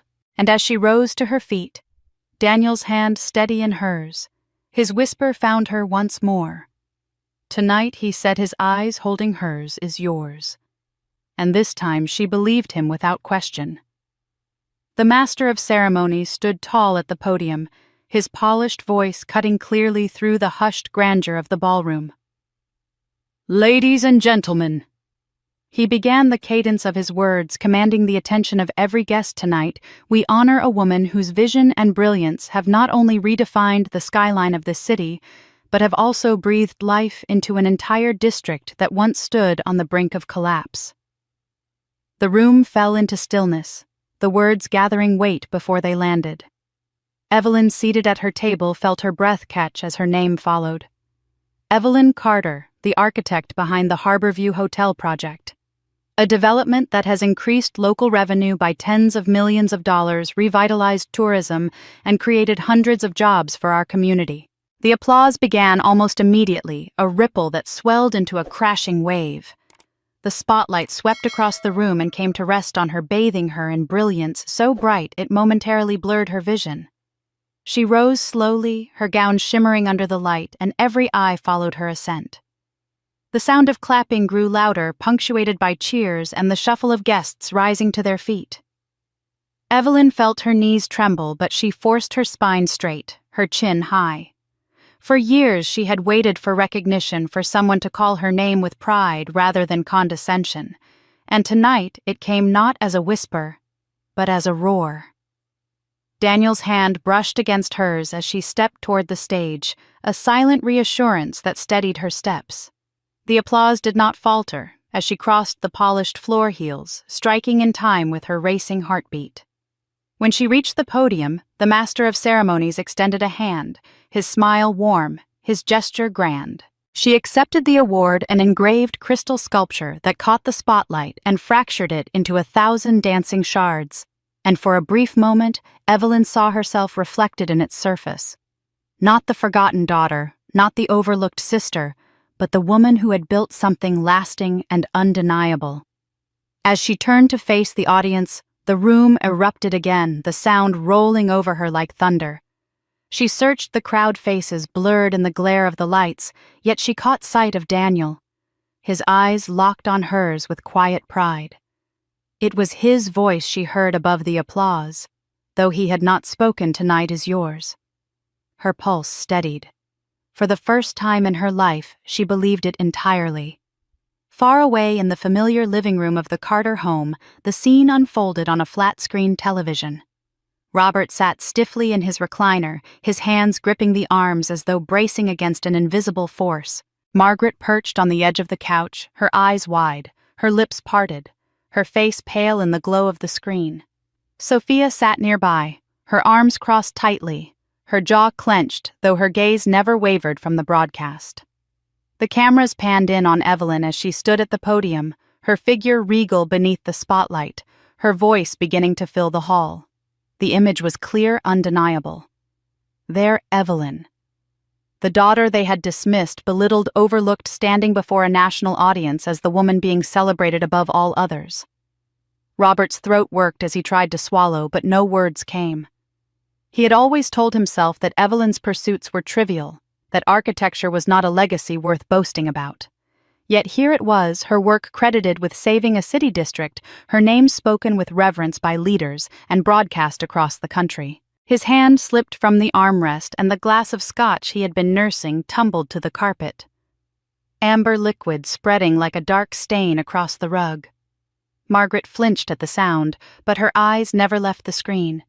She pressed a trembling hand to her lips as Evelyn's voice carried steady and proud. The years of neglect, the excuses, the blind devotion to Sophia, all of it stared back at her in stark relief.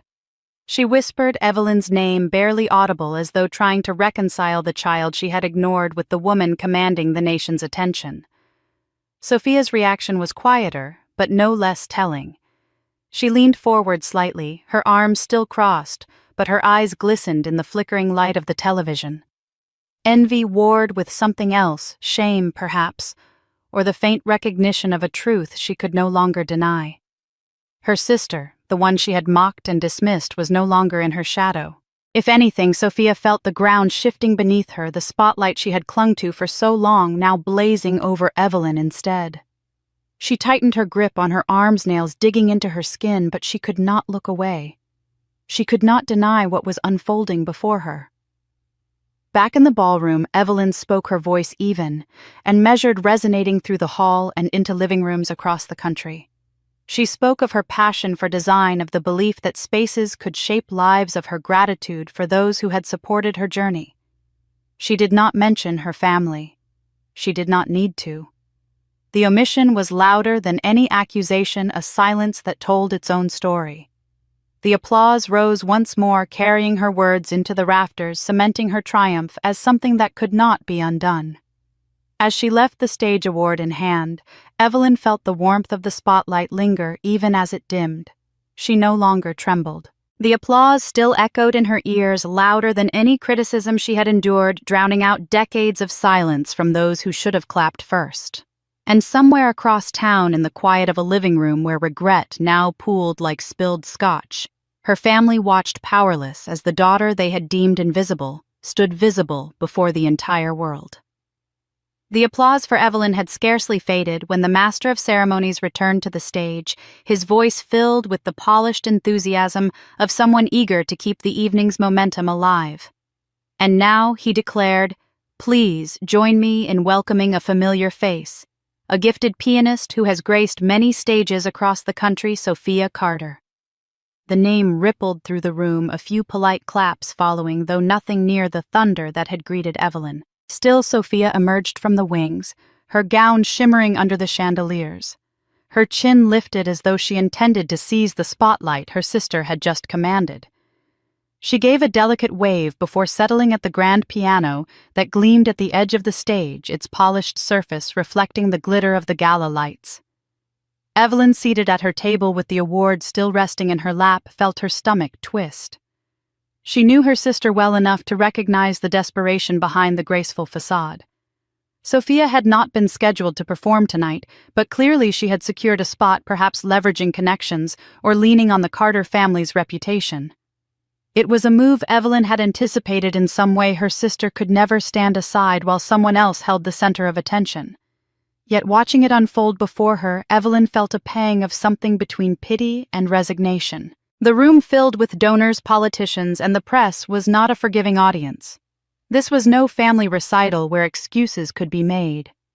Sophia adjusted the sheet music before her, though her fingers trembled faintly on the ivory keys. She began with a bold flourish, a dramatic opening that drew the audience's attention.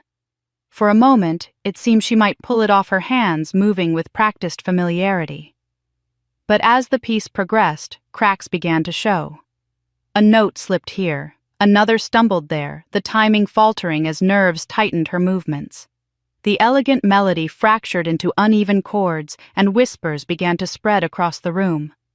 Evelyn's chest tightened as she watched her sister's face pale, her jaw clench against the mistakes piling atop one another. Sophia pressed harder, trying to drown out the errors with volume, but the effort only made them more glaring. The once polished notes turned jagged, the rhythm collapsing entirely as she lost her place. A harsh chord rang out discordant and sharp, echoing through the hall like a slap. The audience winced collectively, some exchanging glances, others shifting uncomfortably in their seats. A man near the front shook his head, muttering something to his companion. The polite veneer began to crumble and murmurs of disapproval grew louder. "She's not prepared," someone whispered. "What a shame," another sighed. The press cameras, merciless as always, zoomed in to capture her faltering hands and the strain etched across her face. Sophia tried again to recover her fingers, scrambling over the keys, but the harder she fought, the worse it became. The music was gone now, replaced by a desperate attempt to claw back dignity. Then, in a moment that seemed to stretch endlessly, her hand slipped entirely, producing a sound so harsh that the audience collectively gasped. Silence followed, heavy and absolute, before the whispers resumed, sharper now. Sophia froze, her shoulders stiff, her chest rising and falling rapidly. And then, in front of hundreds of eyes and the relentless gaze of national broadcast cameras, she broke. Tears welled in her eyes, spilling down her cheeks as she sat paralyzed at the piano. Her hands fell into her lap, trembling, her gaze fixed downward as though she wished the stage would swallow her whole. The contrast was devastating. Only minutes before, Evelyn had stood on the same stage, bathed in applause, the embodiment of grace and accomplishment. Now her sister sat crumpled under the spotlight, the golden child stripped bare in front of strangers. The very light that had elevated Evelyn now exposed Sophia's collapse, the symbolism unmistakable. Evelyn's triumph and Sophia's breakdown had become a single narrative broadcast to the world. Across the ballroom, Evelyn caught sight of Daniel watching the scene with a measured expression, his hand resting reassuringly near hers, as though reminding her she need not intervene. This was not her battle to fight, not her humiliation to soften. The years of imbalance, the decades of favoritism had led them both here, and tonight the scales had tipped. In the Carter family's living room, the scene played out in agonizing clarity on the television screen. Margaret's hands flew to her mouth, her tears renewed, but this time not from guilt alone, now from the sting of watching her favored child falter. Robert's face was stone, but his eyes betrayed his shock, his long-held pride unraveling with each discordant note. Sophia, their star, the daughter upon whom they had hung their reputation, had crumbled in front of a national audience, and Evelyn, the daughter they had dismissed, had soared. Back in the ballroom, the master of ceremonies stepped forward quickly, his polished smile returning as he guided Sophia off stage with gentle words meant to smooth the disaster. The audience offered a smattering of polite applause, more pity than praise, but the damage was done. Sophia's tears glistened under the lights as she disappeared into the wings, her breakdown captured on countless cameras etched into memory. Evelyn sat still, her award heavy in her lap, the glow of her victory made sharper by the painful collapse of the sister who had always overshadowed her. She did not gloat, did not smile, but deep within she felt the undeniable weight of vindication. Tonight the world had seen the truth. One sister's star had fallen, and the others had risen higher than ever before. After the gala ended, and the headlines the next morning blazed with Evelyn's triumph and Sophia's humiliation, Evelyn returned to her office, determined to dive back into work. She preferred blueprints to gossip columns, steel and glass to whispers of family drama. Yet fate had one more revelation waiting. Her assistant entered quietly, carrying a thick envelope marked confidential. "This came through the foundation files," he explained. "It's related to one of Daniel's educational endowments." Curious, Evelyn opened it. Inside was a copy of an old scholarship agreement signed nearly a decade earlier. The recipient, Sophia Carter. The benefactor, one of Daniel's corporate scholarships. and the signature at the bottom acknowledging receipt Margaret Carter. Evelyn's eyes lingered on the details, her chest tightening as realization struck. Sophia's much-lauded European piano studies, the years Margaret had paraded as proof of her daughter's brilliance and independence, had been funded not by family sacrifice or Sophia's supposed merit alone, but by Daniel's generosity. Her mother had known. She had accepted the help quietly and then built a story of self-reliance around Sophia while Evelyn was left to believe she was lesser, undeserving, invisible. The hypocrisy was staggering. For years, Margaret had looked her in the eye, praising Sophia's determination, contrasting it with Evelyn's supposed shortcomings, while hiding the truth that even Sophia's path had been paved with someone else's money. That evening, Evelyn sat in her apartment, the city lights glowing beyond the windows, and dialed her mother's number. The phone rang twice before Margaret answered, her voice soft, tentative. Evelyn's tone was steady, sharper than her mother had likely expected. I came across something today. A scholarship agreement. Daniel's foundation funded Sophia's studies in Europe. Your signature is on it. Silence filled the line, thick and telling. Margaret inhaled shakily. I didn't think you'd ever know about that. It was an opportunity for Sophia, and Daniel was kind enough. Evelyn cut her off. No, don't spin this. You took his help and then you lied. You paraded Sophia as though she climbed every step herself while you let me believe I was inadequate. You let me feel small in comparison when the truth is she was lifted by support you never even admitted existed. Margaret's voice broke her words, stumbling. I thought I was protecting her image, protecting the family. People expected her to be exceptional, and I wanted her to seem. Evelyn's laugh was bitter, cutting. Exceptional. At what cost? Mother, you built Sophia up on a pedestal of lies and let me rot in the shadows. And all the while you told me I wasn't enough. Her mother's sobs crackled through the receiver, a sound Evelyn had rarely heard, but they carried no balm now. Evelyn, please. I only ever wanted what was best for both of you. Evelyn closed her eyes, her jaw tight. No, you wanted what was best for Sophia. I was convenient to forget. The silence that followed was thick, punctuated only by Margaret's uneven breathing. At last, Evelyn spoke again, her voice lower, calmer, but edged with finality. You owe me a lot, Mother. An explanation. An apology. Years of acknowledgement you never gave. But I don't need it anymore. I don't need anything from you. There was a pause. Then Evelyn delivered the words that sealed the moment. You owe me an apology, but I don't need it. Not now, not ever. I know who I am, and I don't need you to confirm it. On the other end of the line, Margaret tried to form words, but they collapsed into quiet weeping. Evelyn listened for a moment, then ended the call. She placed the phone on the table beside her and stared out at the city skyline, the glass towers gleaming like her own triumphs. For the first time, the old longing for her mother's recognition was gone, replaced by something stronger. Freedom. The letter arrived on a gray afternoon, tucked into a plain white envelope with her parents' handwriting scrawled across the front. Evelyn recognized it instantly. For a long while she simply stared at it, her thumb running over the creases, reluctant to open what she already knew would be an apology of sorts. After her discovery of Margaret's secret and the conversation that had followed, she had not expected silence, but she had not expected this either.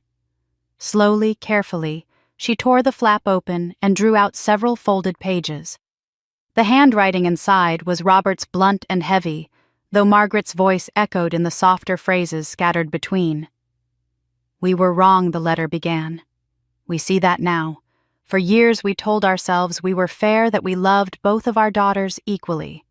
But the truth is, we favored Sophia. We celebrated her and overlooked you. We excused it by telling ourselves you didn't need us, that you were strong enough on your own. But that was a lie. It was easier to lean on Sophia's successes than to face our failures with you. We failed you, Evelyn, and for that we are sorry. Evelyn's eyes moved down the page, her chest tightening. The words she had longed to hear as a child, as a teenager, even as a young woman desperate for acknowledgement, were here in ink at last.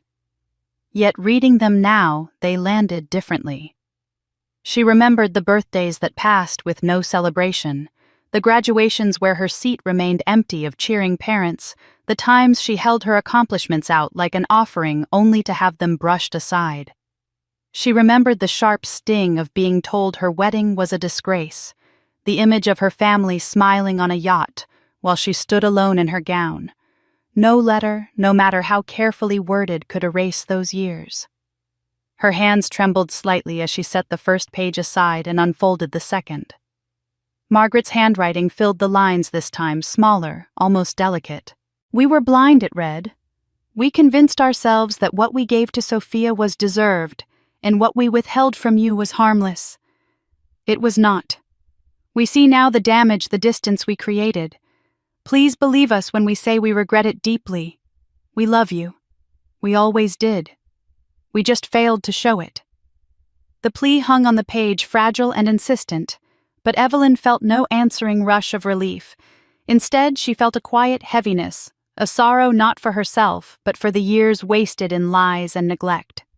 She carried the letter to the balcony, stepping out into the cool evening air. The city stretched before her, alive with light and motion, each tower a monument to ambition, each street a river of possibility. The hum of life below contrasted sharply with the silence that had marked so much of her past. She held the pages in her hand, the words of apology trembling in the breeze. For a moment she imagined what it would have been like to receive them when she was a child, when she had sat alone in her room listening to Sophia's parties echo down the hall. She imagined how desperately she would have clung to them then, how they might have shaped her differently. But she was not that child anymore. The Evelyn standing on this balcony was a woman who had built her own life, who had been honored before the nation, who had finally been seen not because her family granted her recognition, but because she claimed it herself. She realized with startling clarity that whether or not she forgave them was irrelevant. Forgiveness would not change the past, nor did it define her future. Their apology was a reflection of their conscience, not a salve for her wounds. She did not need their remorse to validate her worth. The breeze tugged at her hair, and she looked down at the letter one final time. She could hear Margaret's voice in her mind trembling with guilt, Robert's silence heavy with regret. They had admitted their favoritism at last, but the power it once held over her was gone. She folded the pages neatly and set them on the balcony rail, her fingers lingering for a moment before letting them rest there. She turned her gaze outward across the city's skyline, the towers glowing against the dusk. A calmness settled over her as she whispered to herself, "It doesn't matter anymore." The choice was clear. Forgiveness or not, reconciliation or not, none of it defined her. She had already escaped the prison of invisibility they had built around her. She had stepped into her own light, and no letter, no apology, no confession could take that away. The city shimmered before her, vast and unyielding, and for the first time in her life, Evelyn felt wholly free. The anniversary of the gala arrived almost without Evelyn noticing. A year had passed since she had stood in front of hundreds of people, her name spoken with reverence, her work celebrated as transformative. 12 months of new projects, magazine features, speaking invitations, and quiet evenings spent with Daniel in the apartment they had made into a sanctuary. Her life had filled itself with a rhythm that was hers alone, free of the shadow her family had cast for so long. She no longer woke with the old ache in her chest, the ache of wanting their approval. She had learned to breathe without it, to thrive without it. Yet fate has a way of circling back. On a late summer morning, while reviewing blueprints spread across her desk, her phone buzzed with a message in the old family group chat. She rarely opened it anymore, but something compelled her to look this time. The message was short, almost hesitant. From her father's number written in both his and her mother's hand. "We're proud of you." 4 simple words, years too late. Years drowned under the weight of neglect and favoritism. She stared at the screen, her lips curving not in disbelief, but in a quiet, knowing smile. Once those words would have undone her. They would have filled her with tears, with relief, with desperate gratitude. She would have clung to them like a starving child offered bread. But that was another Evelyn. The woman reading them now was whole without them. She saw the message for what it was: not redemption, but recognition, born of guilt, regret, and perhaps envy. They were proud now because the world was proud of her. They spoke it now because silence had finally become impossible. She leaned back in her chair, letting the morning light spill across her face. For a long moment she considered what to reply. The Evelyn of old would have typed a trembling thank you, eager to show she was still their daughter, still willing to forgive. Another version of her might have written a sharp retort, cataloging every wound and betrayal. But neither path tempted her now. Instead, she opened the message window, scrolled to the row of reactions, and pressed the laughing face. A simple, ha-ha, bright light final. The emoji blinked back at her on the screen, small but powerful. To anyone else, it was nothing more than a casual reply, a gesture of humor. But to Evelyn, it was the sharpest blade she could wield. Not cruel, not vulgar, but cutting in its simplicity. It said everything without saying anything at all. It was not just a dismissal of their message, not just mockery of their sudden pride. It was the emblem of her freedom. The day she no longer needed their approval, she had won. The ha-ha was not spite, it was liberation. She set the phone down, her smile lingering as she returned her gaze to the blueprints before her. The lines and shapes she had drawn stretched across the page, visions of buildings yet to rise, of spaces yet to hold life and memory. This was her world, her legacy built not on the Carter family's approval, but on her own relentless talent and will. Behind her, Daniel stepped into the room. Coffee in hand, his presence a reminder of love that had never been conditional. He bent to kiss her temple, his voice warm. "You look pleased with yourself." "I am," Evelyn replied, her tone light. She didn't explain why. She didn't need to. The past had no hold on her anymore, and its ghosts no longer required naming. She picked up her pencil and bent once more over the plans, her mind already moving forward, not back. Outside the window, the city pulsed with life, the same city that had once been a backdrop to her invisibility, but now stood as her stage. Somewhere across town, her parents likely stared at the laughing emoji, their pride curdled by the realization that they no longer held power over her. But that was no longer her concern. She had answered them not with anger, not with longing, but with a symbol that said everything she had moved on, and she was untouchable. The sweetest revenge was not the national broadcast of her wedding, nor the gala, nor Sophia's breakdown. It was this moment, this quiet morning, this unshakable peace, this simple ha-ha that drew a line under the past. Evelyn Carter had freed herself, and no amount of belated pride could bind her again. And that, my friends, is how Evelyn Carter turned humiliation into triumph, how the forgotten daughter of a proud and selfish family rose to a place they could no longer reach.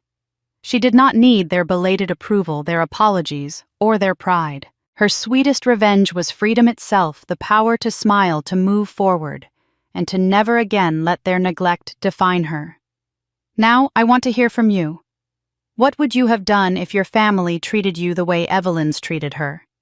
Would you have answered that final text differently? Or do you believe that simple ha-ha said it all?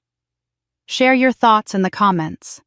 I read every single one, and your stories matter here. If you found yourself hooked by Evelyn's journey, if you felt that same mix of anger, sorrow, and satisfaction as the truth unfolded, then don't forget to subscribe. We bring you more stories of drama, betrayal, and revenge stories that will make your heart race and keep you thinking long after the video ends. Hit that button, join this community, and let's keep these conversations alive. Because sometimes the greatest victories aren't loud, they're quiet, personal, and undeniable. Just like Evelyn's.